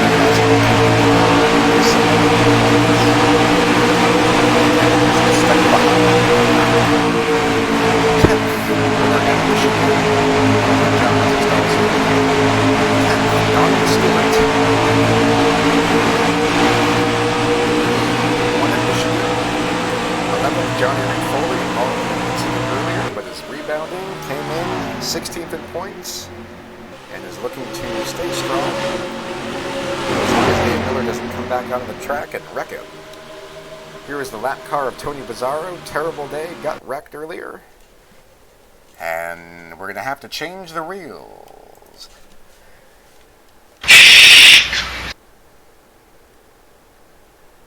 The sound of the whole thing hitting a grinding halt.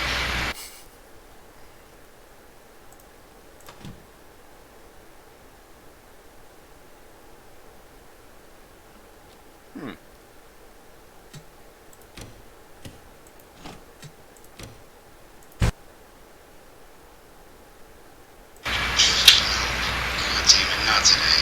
Honey, did my pillow guy broke into the house again? Damn it. Looks like you're not sleeping well. Yeah, Mike, I'm not sleeping well. Maybe because someone's been smoking crack in a weird void in my house again. Also, are you the one taking my prescription pills? That's right. God damn it, Mike, I need those. And I'm here to help you get the best sleep of your lives. Mike, please, I'll buy a pillow, whatever. Just please get out of my bathroom. Okay, I have to go to work. Honey, will you give me the credit card so I can buy another fucking crack pillow for Mike? Oh, you have a down pillow. Wait, how'd you get out of the walls? I told you, honey. I bet it was him that took the toaster. Here's the problem with down pillows. You lay there, you feel comfortable, and guess what? It goes down. So this pillow's no good, and I see you're sleeping on memory foam. Yeah, so? I'll show you what's wrong with that idea. Okay, fine, whatever. Just hurry up. Sleep's all about too high or too low, and I'm going to show you where you're comfortable. What the?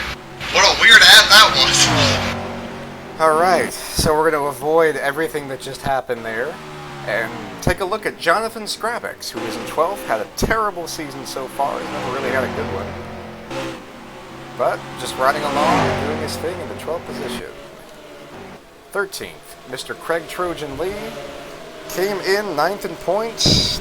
Not having the best day, but he's just kind of hanging in there, doing alright. 14th, Ben Gear had a terrible season, but he's had a few good runs lately. Looking to get that first top 10 of the year. Almost won at Michigan before getting dumped. 15th is Mr. David Butterworth, 11.39 seconds behind the leader. Currently the best running RTW car. And came in 20th in points. Speedy, hold on for dear life, as everybody tries to get by Speedy, including Mr. Thing himself, Steven Spears. Second in the Rookie of the Year out of 2. Christian Torres, 17th. None of these guys are fast enough to pass the 18th. I'm not sure about that. Also, we might be getting ready to see Payback. Yeah, I'd be a little afraid right now. Wow. David Courtney. Oh, David Courtney's having another good run into the wall. But Look at this in 13. oh, Jesus. Speedy's coming in.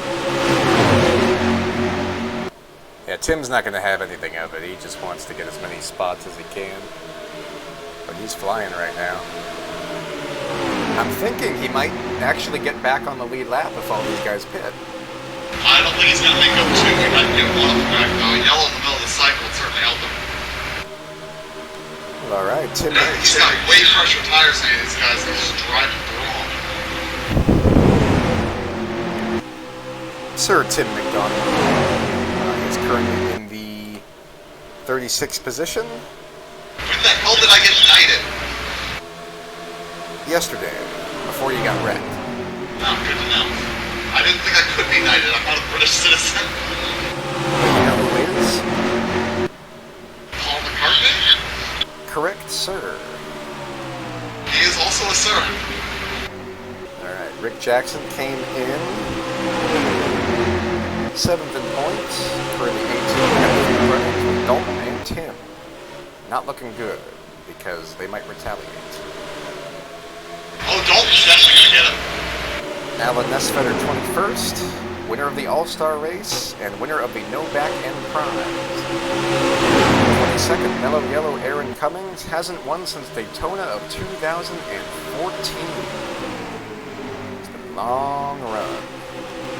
Rob Scarborough, American Oil Extravaganza race as Rick Jackson comes in. Jackson in the pits. Batista in the pits. Green flag pit stops.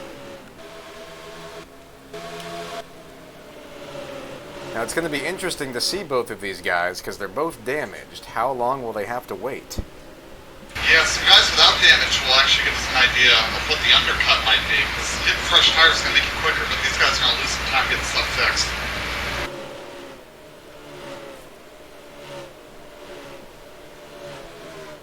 He's already spent about 5 seconds here, just waiting. Oh, he's going to get out soon. Oh, come on, JB. There we go, there we go. Good, good. That's how we make a pit stop. Jackson's still in, though. And he's about to come out now. So JB's going to stay on the lead lap. Rick Jackson, I'm not sure. Well, they're definitely not staying on the lead lap, but they're going to stay one lap now. Well, I think JB's was quick enough to stay on. He wasn't that far behind the leader when he came in. Yeah, you can't pit here and not lose the lap. Well, once it cycles through, I mean. Yeah, they'll be fine when it cycles through, but yellow comes out the middle of this, so you can suck a lap down. Alright, Tony Long. He comes in the New Way Chevrolet.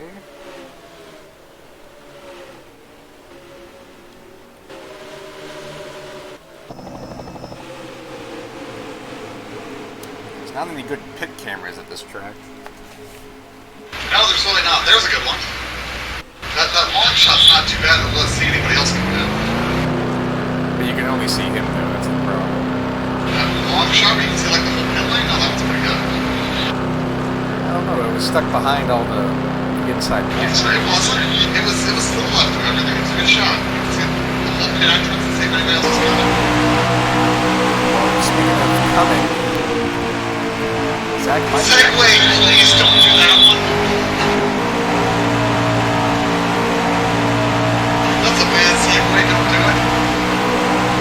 Speaking of coming, John Batista is coming. That's a really bad segue and a really bad way to phrase that.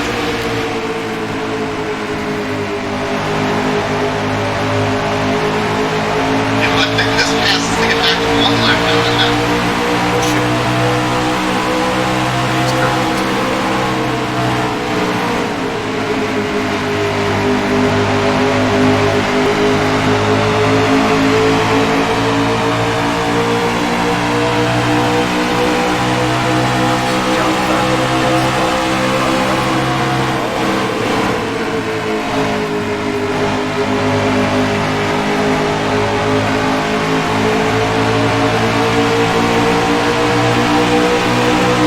I thought he was getting ready to ride up the back into that 20th corner.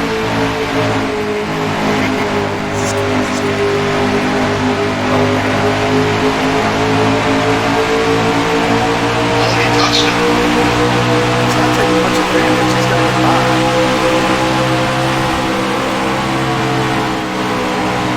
A lot of taking it right now. Dale Roosevelt in the pits.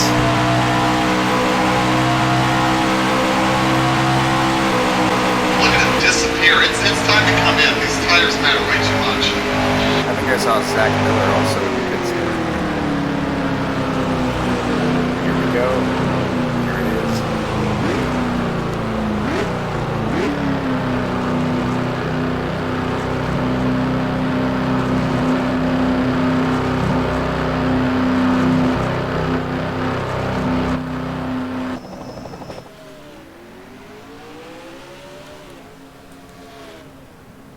Oh no! I think they're okay. I think Brad needs a better spotter there. Holy crap, that could have ended his day. Just like it did.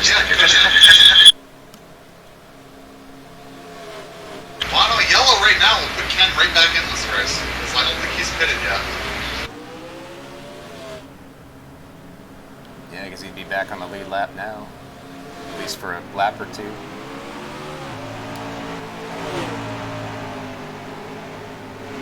Tight race off the pit road there.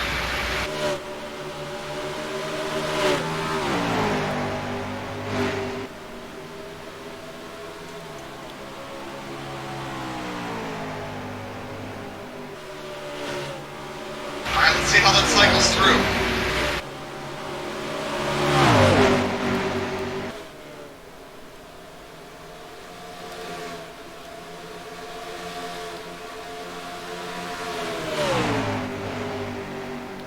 according to the board, 6th and 7th is Zach and Zach.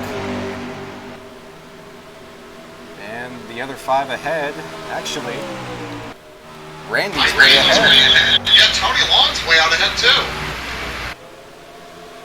That undercut worked flawlessly. Oh, no!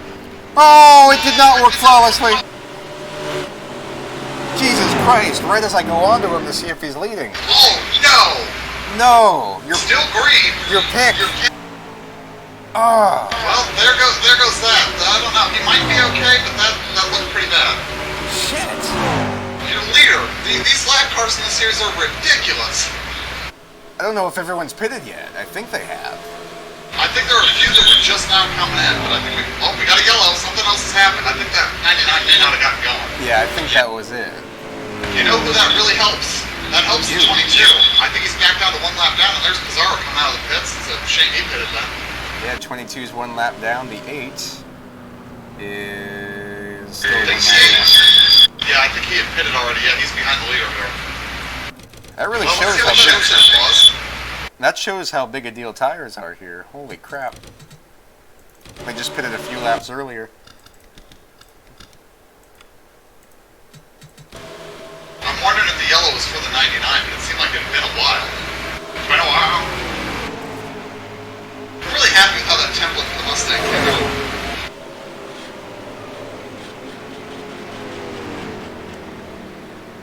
I don't know if it was for the 99 or not. So he gets low, gets put into the fence hard. I think he gets going again. So what brought out the yellow? Let's see, did he get collected trying to get to the pits maybe? Yes, no, he got collected hard. Right in front of the 22 and the 8. Matt Raboyne, again, chase implications. He was having a tough day anyway. Now here's the question. The guys who were just in the pits, do they come back in there? Unless you're Tony Long, I don't think they should. I think if you were one of the early ones to come in, you might. Just to get on the same tires. If you run 5 or 6 laps now, it might be helpful. Yeah, that 99 just could not get down and just tried to make a gap to look there, got one over. It's a shame because he wants to save his race cars for the road courses. But Boyne was lucky enough to get collected. There were a lot of cars coming quick.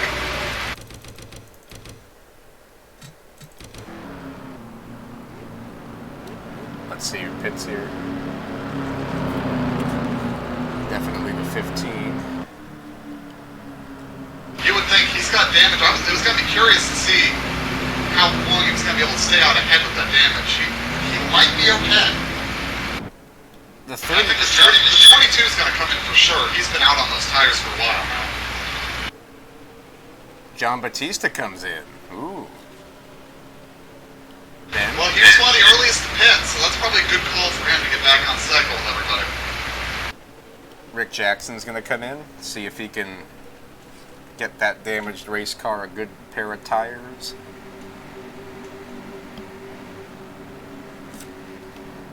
Right now, Tony Long's got a lot of damage to repair. That's actually pretty significant.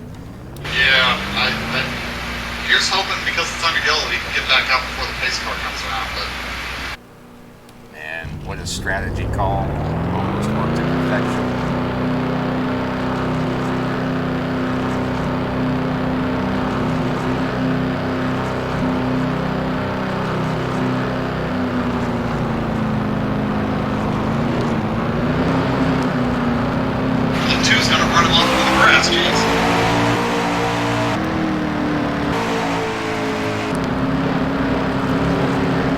So it looks like Ben is the first car that pitted, and he's going to be back in 27th. I don't think it was too good of a call to pit because it's so hard to pass, but at the same time, tires matter so much. It'll be interesting to see how JB can do going through the field.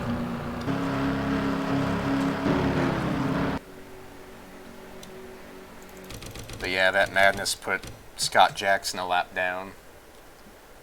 I mean, anybody gets caught a lap down is an advantage now to the 8 and the 22. It's going to help them stay in this thing.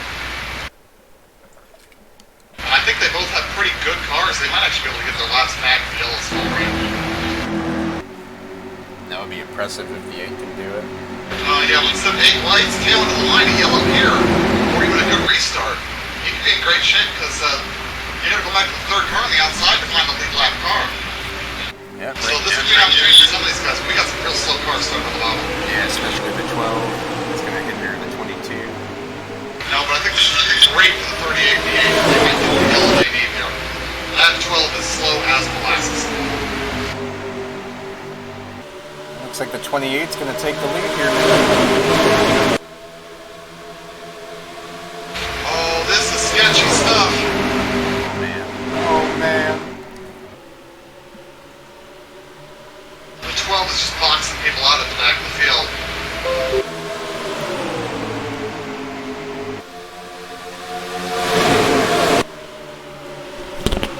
Randy tries to make another move. They're 3 wide for second. John Tharp's in the wall. I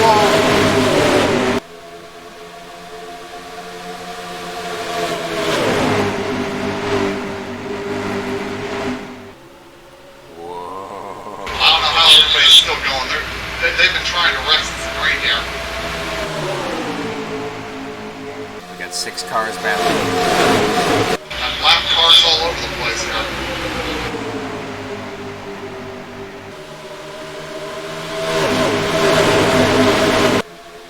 99 into the wall. Yeah, guys are running like rain's coming or something, but I don't see anything on that radar scope. Less than 100 laps to go. You're running too hard. They're running for money. They're running for pride. Still continuing that battle for second as Zach Miller is up to a 3-car lead. They're going to catch up to the 2 cars tailing the lead lap here. That's going to get interesting. I think that 17's holding people up, but he seems to be fading for it now.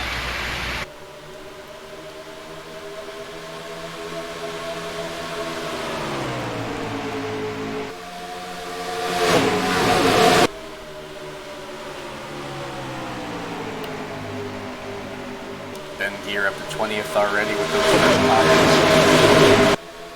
And those 2 guys tail end are racing each other. That's just insanity. There's no reason for them to do that.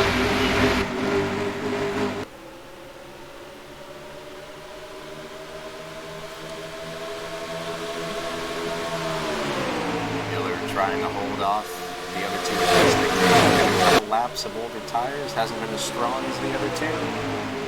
It's going to be a 3-wide battle for the lead. Here we go, coming off of turn 2. Speedy in the wall.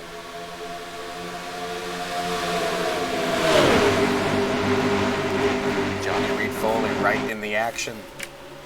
Ryan Heuser, 2 damaged race cars, trying to go for the win, for the lead.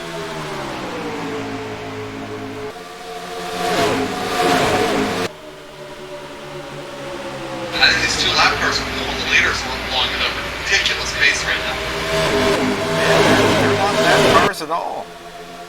No, they're quick. If they get a yellow, either one of them can still win this thing. They just need the yellow to come out here soon.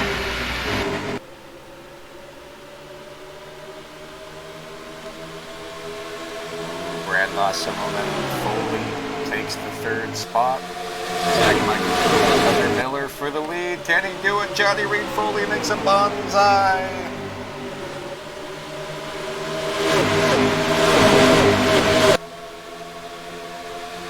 Oh, that was almost a big crash. The 18 got loose turning in.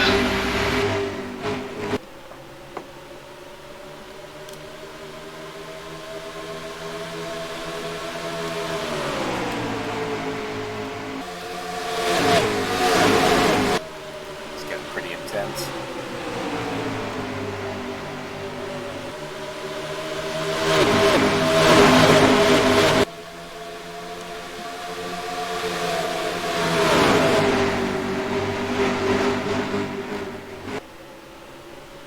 Here comes Johnny Reed Foley underneath Zach Michael.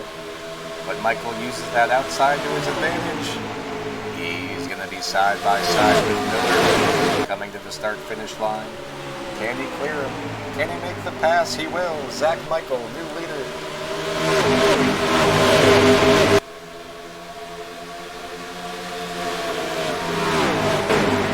That 18's really turning down onto people's quarter panels when he gets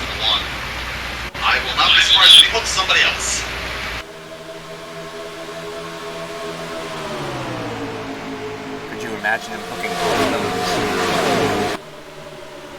That would be interesting. It would be interesting for the officials, too. As John Foley takes second. As Tyler Scott hits the wall.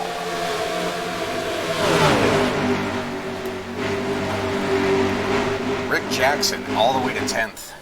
Those fresh tires are going to be huge.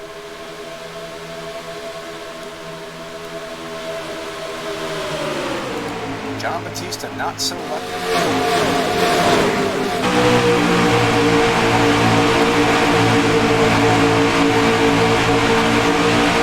There's the 15 right behind.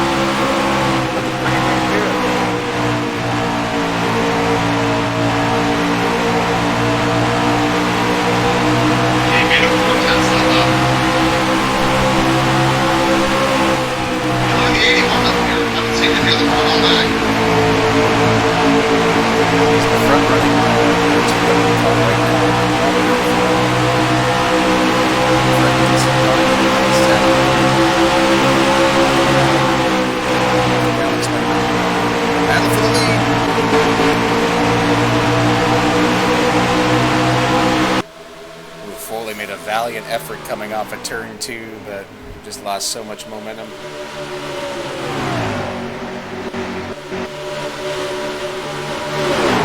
Dexter and Zach Miller battling for the Meanwhile, the 38 are still praying for a yellow. Yes, they are way ahead, but they are also way behind. They're demonstrating that if we get a yellow, they can win this thing, because they got quick cars.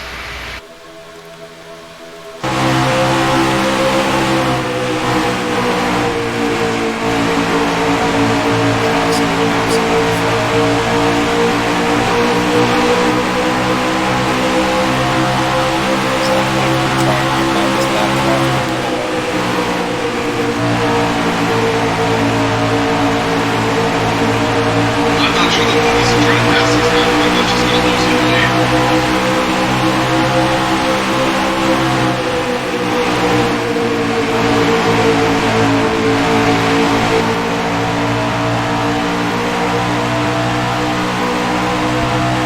I think that was a terrible error by the 18. The 18 didn't tuck it behind the 8, but it was on the outside. Wow, they got work.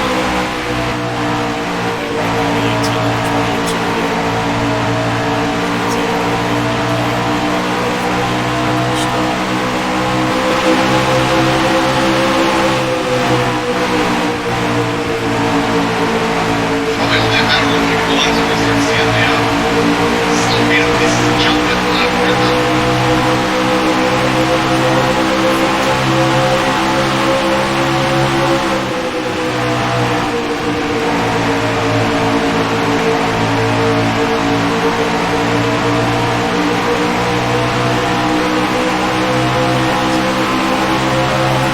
Side by side.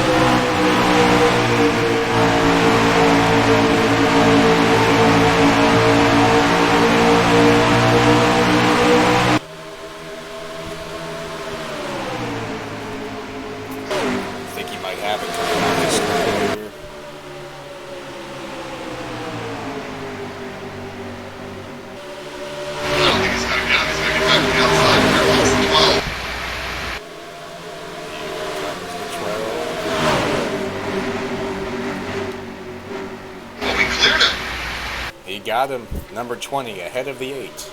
8 goes back a lap down. But we're looking at a really strong race car in this 44. I have a feeling he'll be by all of them very shortly.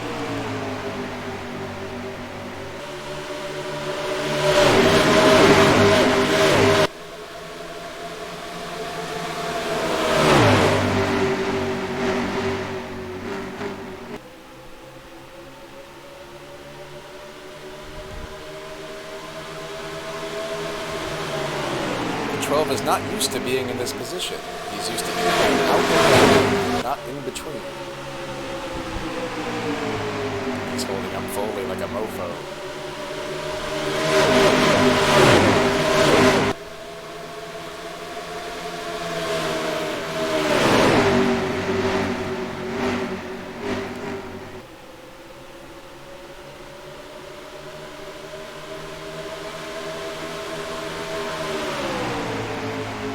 Crapser, Luxor, and Foley all able to get by the 12. Zach Miller now making his move, but not at the same time as Rick Jackson gets his move for second over Ryan Hoiser. He's got the momentum on the backstretch, but it's on the inside lane. Comes out of turn 4, looks to have the clear lane up high, and he's going to do it. He's going to get by Ryan Hoiser for second.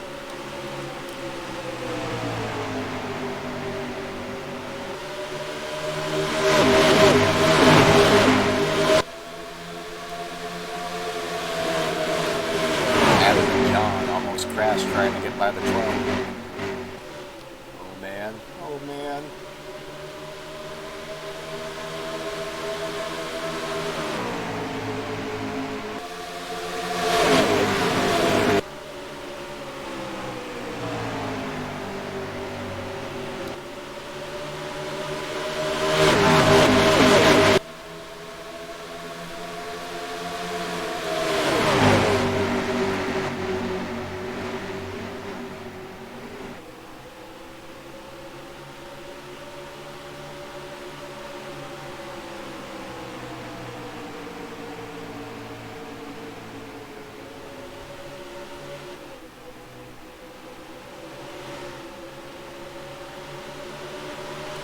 Let's see what the 15th then. Tony Long up to 15th, right behind Steven Speed.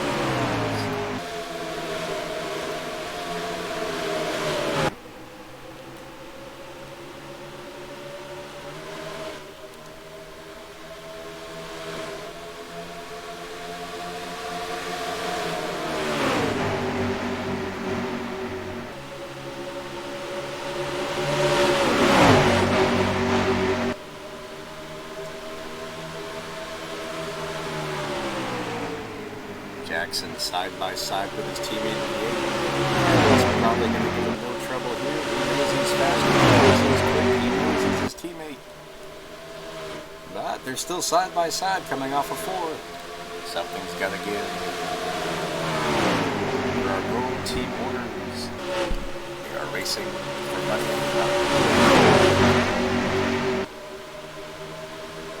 And he's going to clear the number 8 coming off of turn 2. 44, still in second, as we see him at 38, and the 04 behind.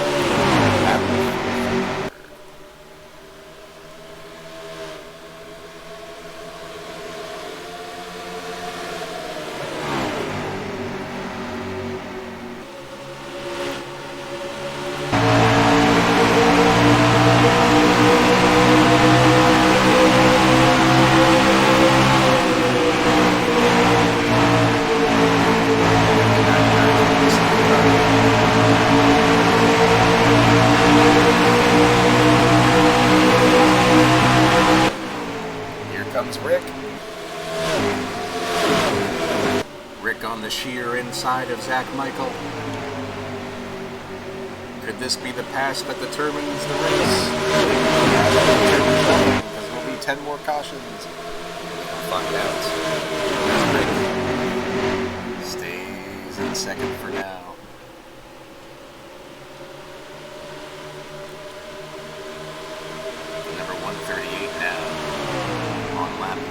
200. As we cross the line, is battling to get by the 8. Can it be done? Can it be done fairly?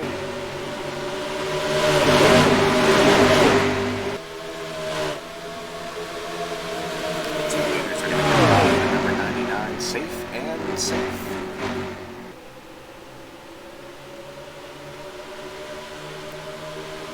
Here we go.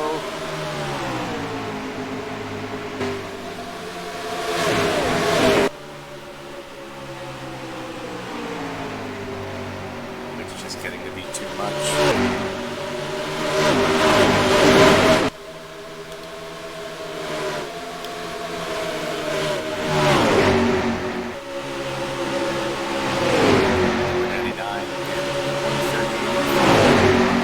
Forcing him by the 99, or the 8. 44 going to make a third attempt on the bottom here.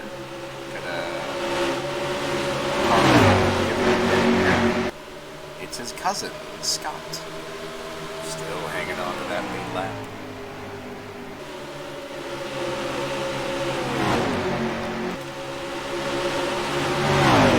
Bring him up to 14 again.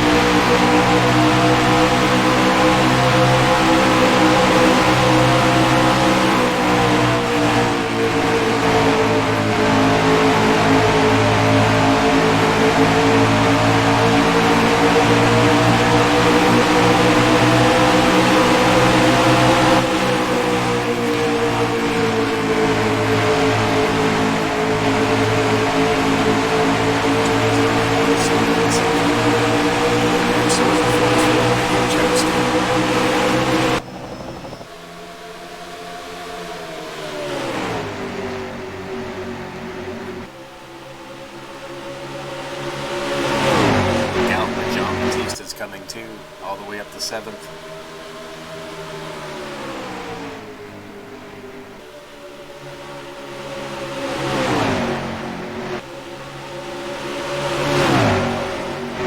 .138 and 04 struggling. They cannot get by the slow cars like the first two did.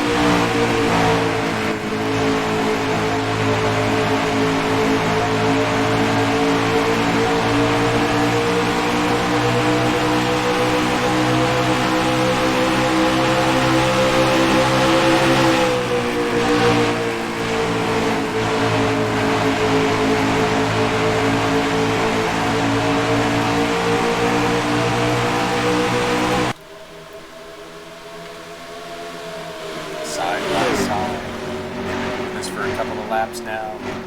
If that 44 gets by, Zach knows he will be gone. Scott knows he will be gone. We don't need him gone.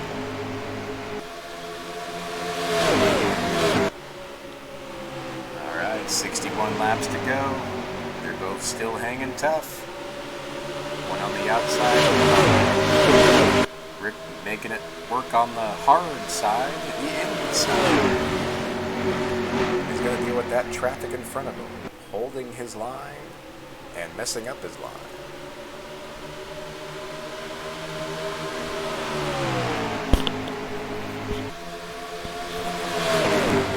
60 laps to go.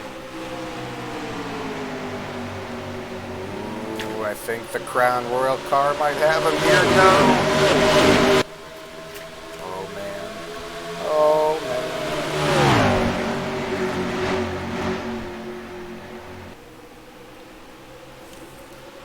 We're going to get clear. We have a new leader, Mr. Rick, my man, Jackson.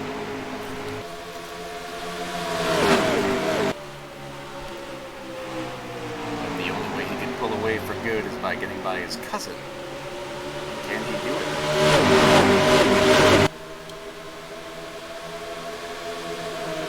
Maybe he's hanging pretty tough. He has 7 cars within a second and a half of each other. And everybody's gotten by Ken Pettit, all 7 of them.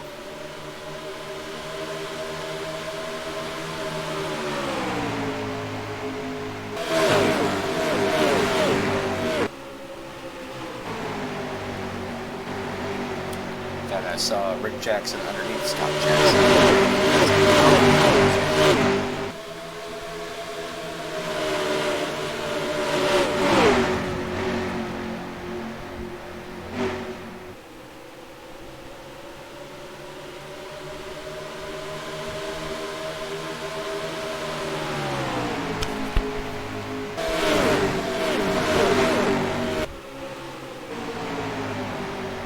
Michael's still hanging tough. Donald's still high.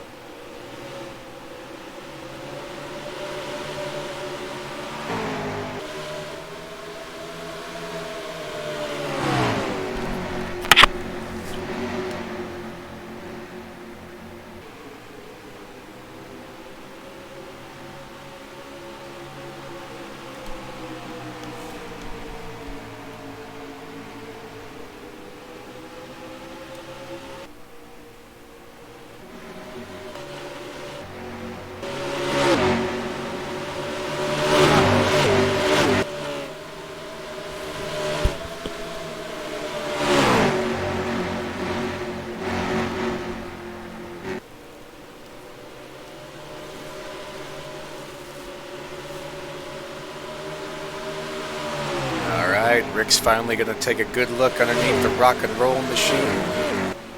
But he's going to have to do it with or without the help of the number 12, Tony Pizarro, struggling right in front of Joe.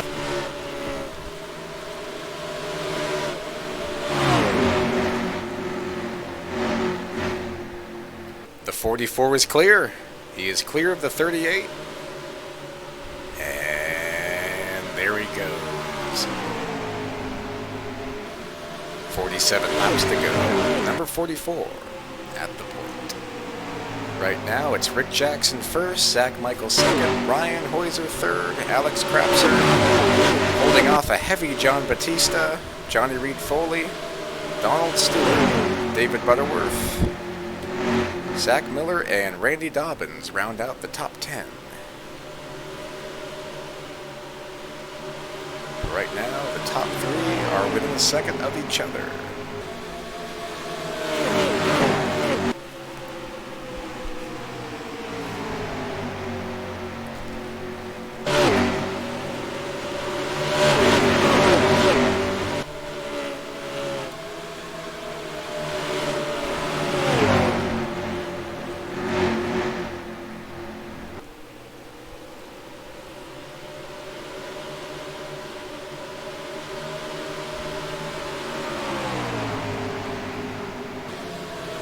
Oh, we got some cars pitting.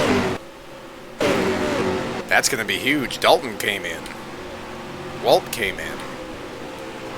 David Baldinger came in. Dale. This might make it kind of interesting.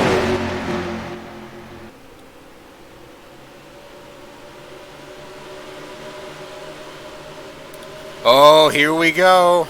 Here we go. Zach Michael in. Johnny Reed Foley in. This is going to be a huge decision maker. Zach Miller in. Ben Gear in. Craig Lee in. Dan Johnston in. Tex Perry in. Adam Krapser in. These should be the last pit stops of the day, so it's going to get interesting to see who makes their tires work. If Rick waits a few more laps, that's going to hurt him bad. As well as Alex Krapser, John Batista, and Ryan Hoiser. But right now, Zach Michael making the daring move, coming in. Came in with Johnny Reed Foley. We're going to see what happens. And according to that view, nobody else in the lead came in. Oh, there they go.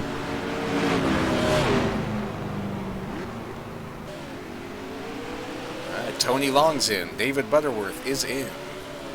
Ryan Hoiser, Alex Krapser, Donald Stewart, 3 semi-front runners are in. Let's see what they can do. Can they take advantage of this opportunity?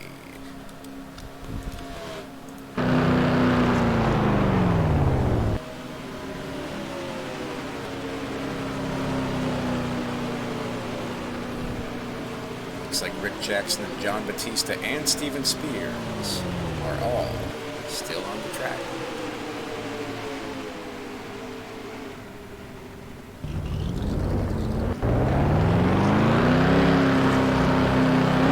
Pit stops by let's see what's happening.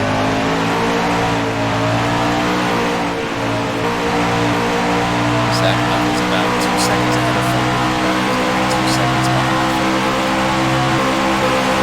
Jackson.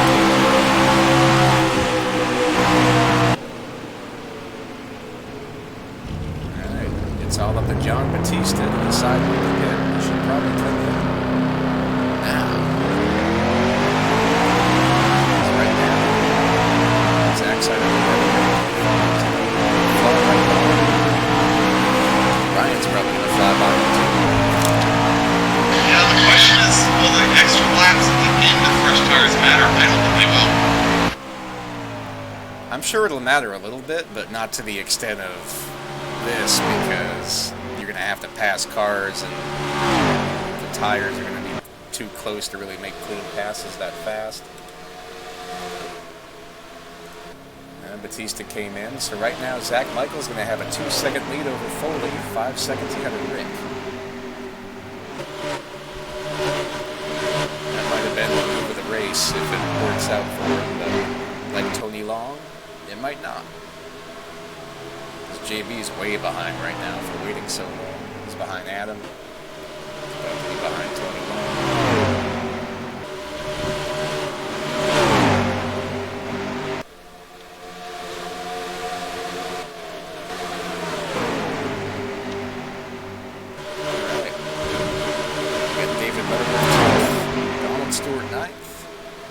Ben Gear 8th, Alex Crapser 7th, Zach Miller 6th, Randy 5th, Ryan 4th, Rick in 3rd. He's got some clear traffic ahead, so that's good news for him, but I don't think there's a chance he can gain almost 6 seconds, even with a couple of lap pressure tires. And you get Foley mired behind Mark Guthrie and Ken Pettit still. Zach Michael with Tim McDonald racing side by side. I'm not sure racing's the word for that, Tony. Meandering side by side, dealing with each other. McDonald up to the 33rd position, just went 2 laps down again.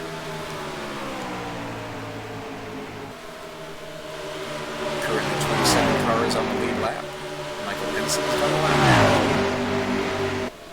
Mark Guthrie with a lap down. That's about it for new lap downers. Right now, Zach's sitting pretty good. Rick and Ryan gained a little bit that lap. They're going to have to deal with all that traffic at some point.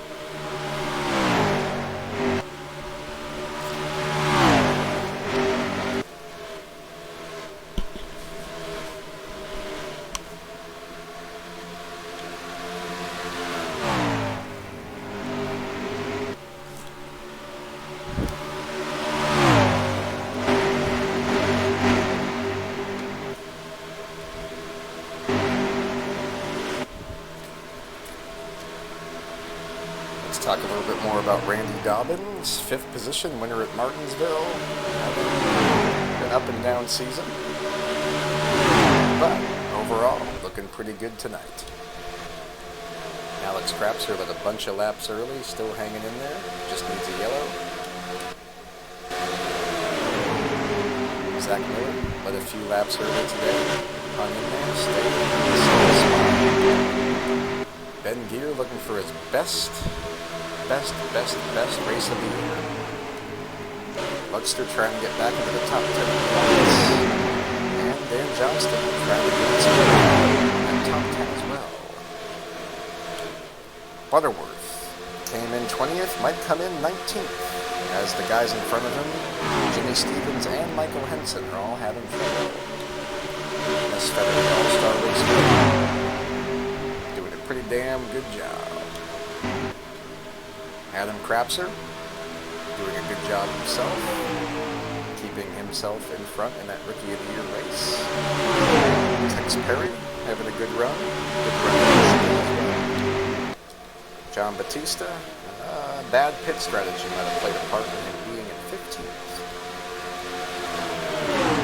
Oh man.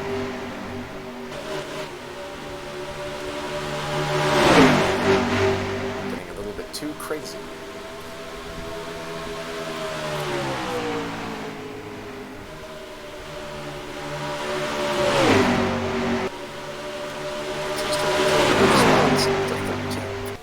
Tony Long led on a very good strategy call, and it was all taken back when he hit David Baldwin. Back to 16th. 17th, Craig Lee just simply has not been competitive. He was involved in that. 18th, Christian Torres just riding around. 19th, Rob Scarberry doing the same thing. 20th, Aaron Cummings. Steven Spears 21st, might be the lowest he's been all day.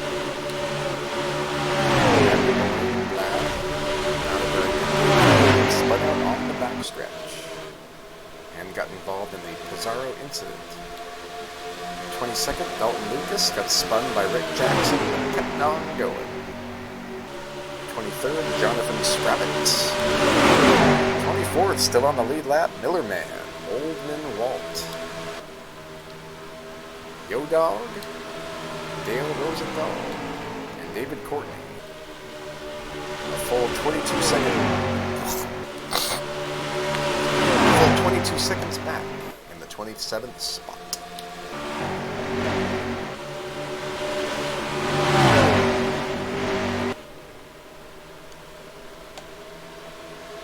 It'd be nice if the ticker could show us, the 20 where the gaps are closing.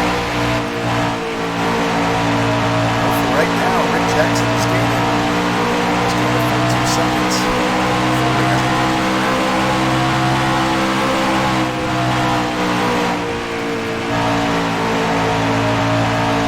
It appears that our standings coordinator is getting beat up by the fans for not having the standings. Okay, I'll change it. It's too late.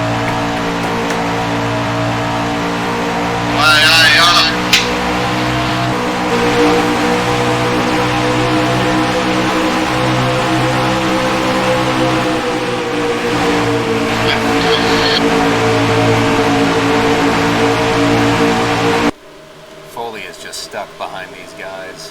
Rick is coming.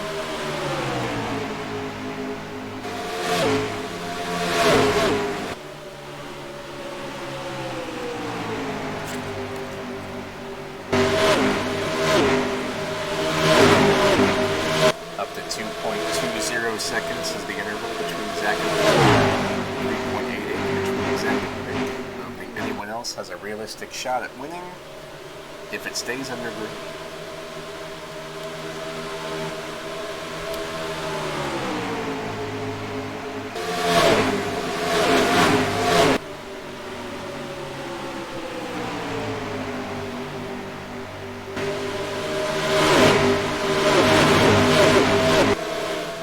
Right now, it's just a battle until the two. Can Rick be patient enough to make up that gap? He lost just a tiny bit on the last lap, but it's because of traffic. Here we go, man! Slow car. Slow car is going to get in the way. Or will they? I guess not. Jackson's doing everything he can. And he actually gained some time there. Despite being behind traffic. Alex Krapser. Randy Dobbins are looking for 15-6. Everyone else is over 8 seconds behind the leader. Foley, 2.5 seconds back, still struggling to get by the 22 and the 8. Damn lap cars again. Damn lap cars. You know, it's funny because the 18 and the 8 both have EPI NASCAR fonts. They are complete opposites as far as the 18 goes. Claire, is that funny? It's weird, I should say. It's no weirder than the number 12 GM Goodrich Chevy Ford. Taurus, yeah, that was pretty weird. Rick Jackson is coming. Zach Michaels managed to get by Tyler Scott, John Tharp. Well, he's coming quick. It's not even close. Look at this. Yeah, he's pretty much there.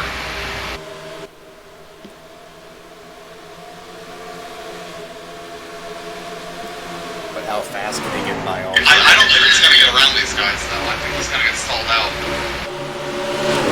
I think he can get by all three. It's just going to take a lot longer than it should.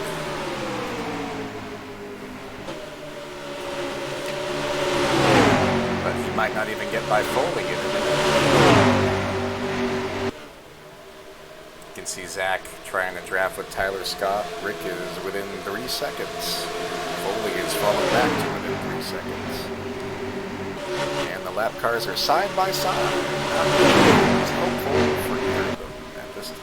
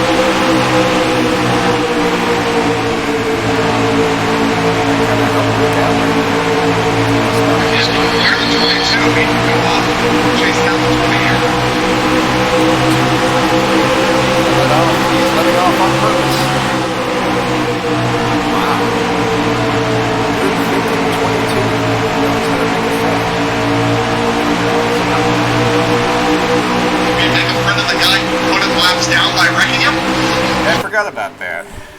That's the one guy you shouldn't have left behind. Foley might be able to get by these two. I don't think there's enough laps for him to make up this gap, though, unless the 20 gets really held up.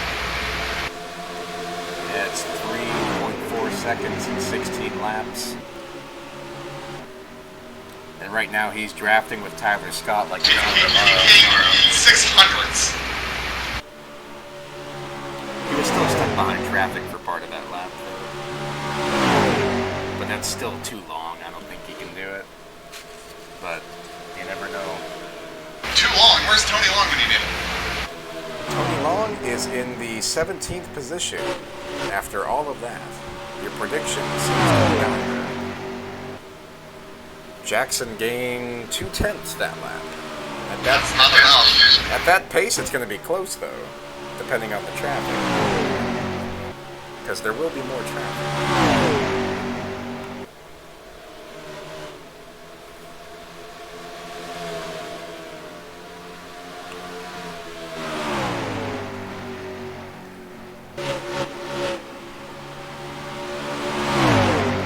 He barely gained a thing that lap. I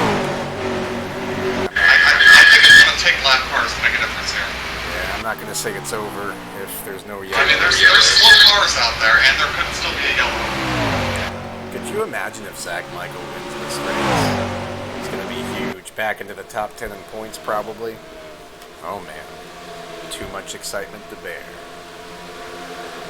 138's coming into the picture here to try to get third. He is. So is the 96 and the 04. 44 barely gained that lap. 200s. That's not going to do it. No. I think he wore his tires out trying to get by the traffic. I think the traffic just checked him up too much. Plus, Zach was in traffic, too, when he was catching up.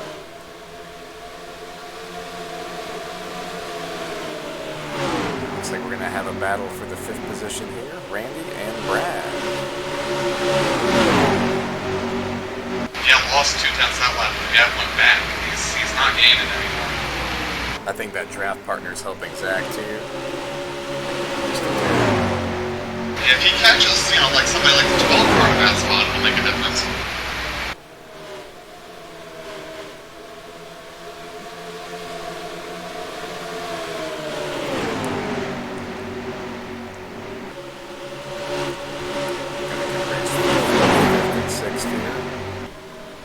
Randy looks low underneath Ryan, but it looks like it's going to give Brad the opportunity to pass high. Looks like Brad's going to take the spot.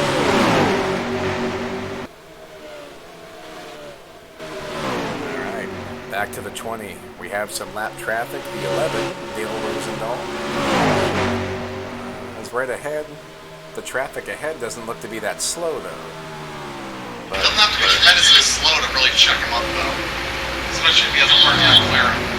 Yes, especially. Actually, that gap came down, and it's just not coming down quick enough.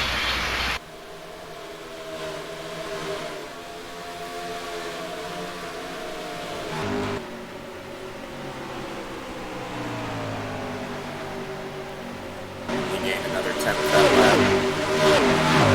But there's only 9 laps to go. It'll be quite a feat if he can do it. But the yellow might Well, be your real. problem is, if he gets held up in traffic, then that same traffic might prevent 44 from even getting around him.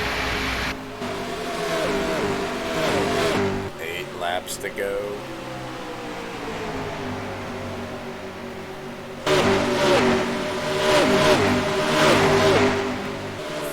Gained nothing that lap. Yeah, you might gain a little this lap. Turn 1 and 2 didn't look great from 20.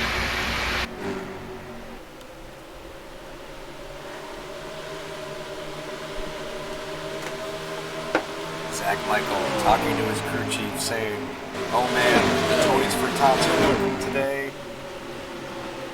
And let that bitch 11 by." I don't think he made good time for 3 or 4 either, but at least it looks like he's going to clear him for 1. Clearing him's going to be huge, though. The 17. So we did clear him. There we go, now we go. It's going to be hard for the 44 to get by by the 17. I think he can get by the 11, no problem. Oh, here comes the 12. 6 laps to go. He's catching the 12 while other people are catching. That could actually make this really ugly. Right now, Right. Zach Michael first, Rick Jackson second and coming. Gained a 10th that lap. Johnny Reed Foley, Ryan Hoiser, Alex Krapser in top 5. There is too much going on. The number 12 goes high. That's going to be huge for the 20. You know, all those laps ago, when the 20 was racing the 44 super hard, that might make the difference here. Because it allowed him not to get away, and he spent more time stuck behind the 38. So that hard racing might make the difference. He gained 3/10 that lap, 4/10 actually. He's still trying to get by the 13. He's coming. Maybe 4 laps to go this time.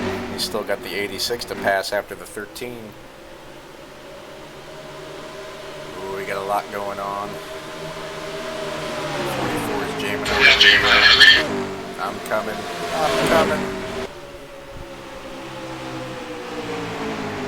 Gained 3/10 that lap.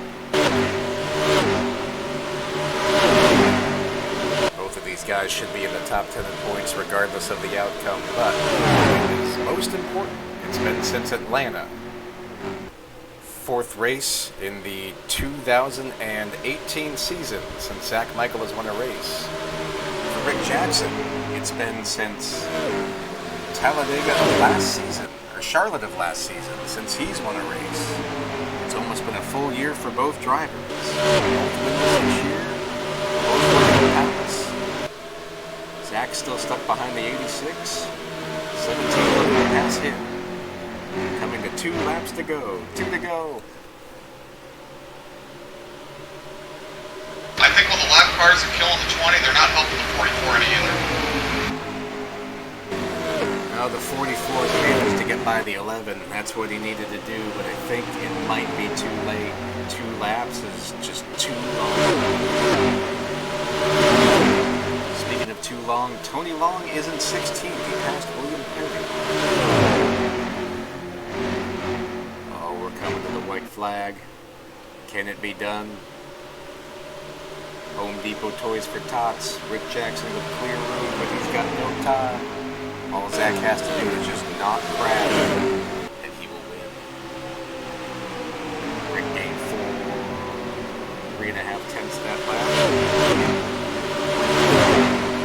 He's not going to get there unless a mistake happens there. I think it's going to be okay. Johnny Reed Foley still in 3rd. Brad still in 4th. Ryan and Randy battling for 5th. But it's going to be the man, the legend, the myth, the former Busch Series champion, physiological creature. Zach Michael wins. He wins at the friggin' Auto Club Speedway. That's not where we are. Auto This Club. is Chicagoland, you big dummy. You are correct. Chicago. I was watching 2000 Auto Club, and I thought it was Chicago. What year are we in? Zach Michael wins at Chicagoland, Home Depot. Hooray! Hooray! Woo! He's cheering on the radio. He's talking to the tots. He's talking to the crew. He's talking to the president of Home Depot as we speak. He's saying, "Good job, sir. I've never been this proud of you since you won your Busch Championship in 2010. Man, 6th career win for Mr. Zach Michael. Rick Jackson 2nd, Johnny Reed Foley 3rd, Alex Krapser 4th, Ryan Hoiser 5th. Beats out Randy Dobbins in 6th. John Batista came back from that terrible pit strategy to get 7th. Ben Gear, career or yearly race, 8th. G.G. Spear, crew chief, very happy. David Butterworth 9th. Dan Johnston 10th. 2 good top 20 front runners. Moving up. Donald Stewart 11th.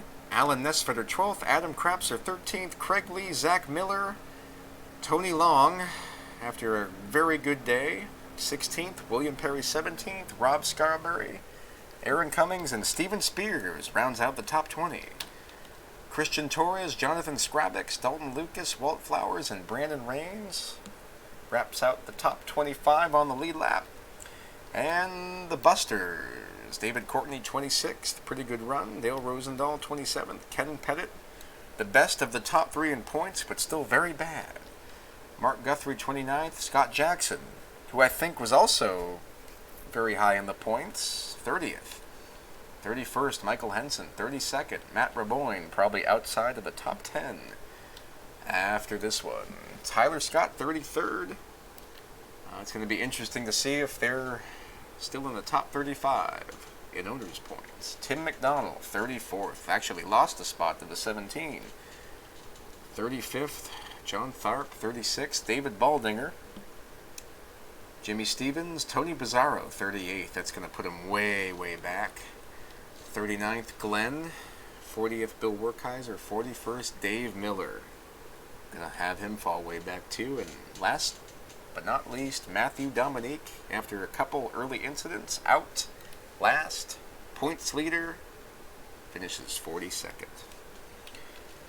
Congratulations to Zach Michael. Excellent pit strategy, short pitting. Worked out for you. Good job racing Rick towards the end. Put him in a spot where he couldn't catch back up to you. And enjoy this one. It's been over 40 races since you've won one, almost 50. And party hard. Have a good night, everybody.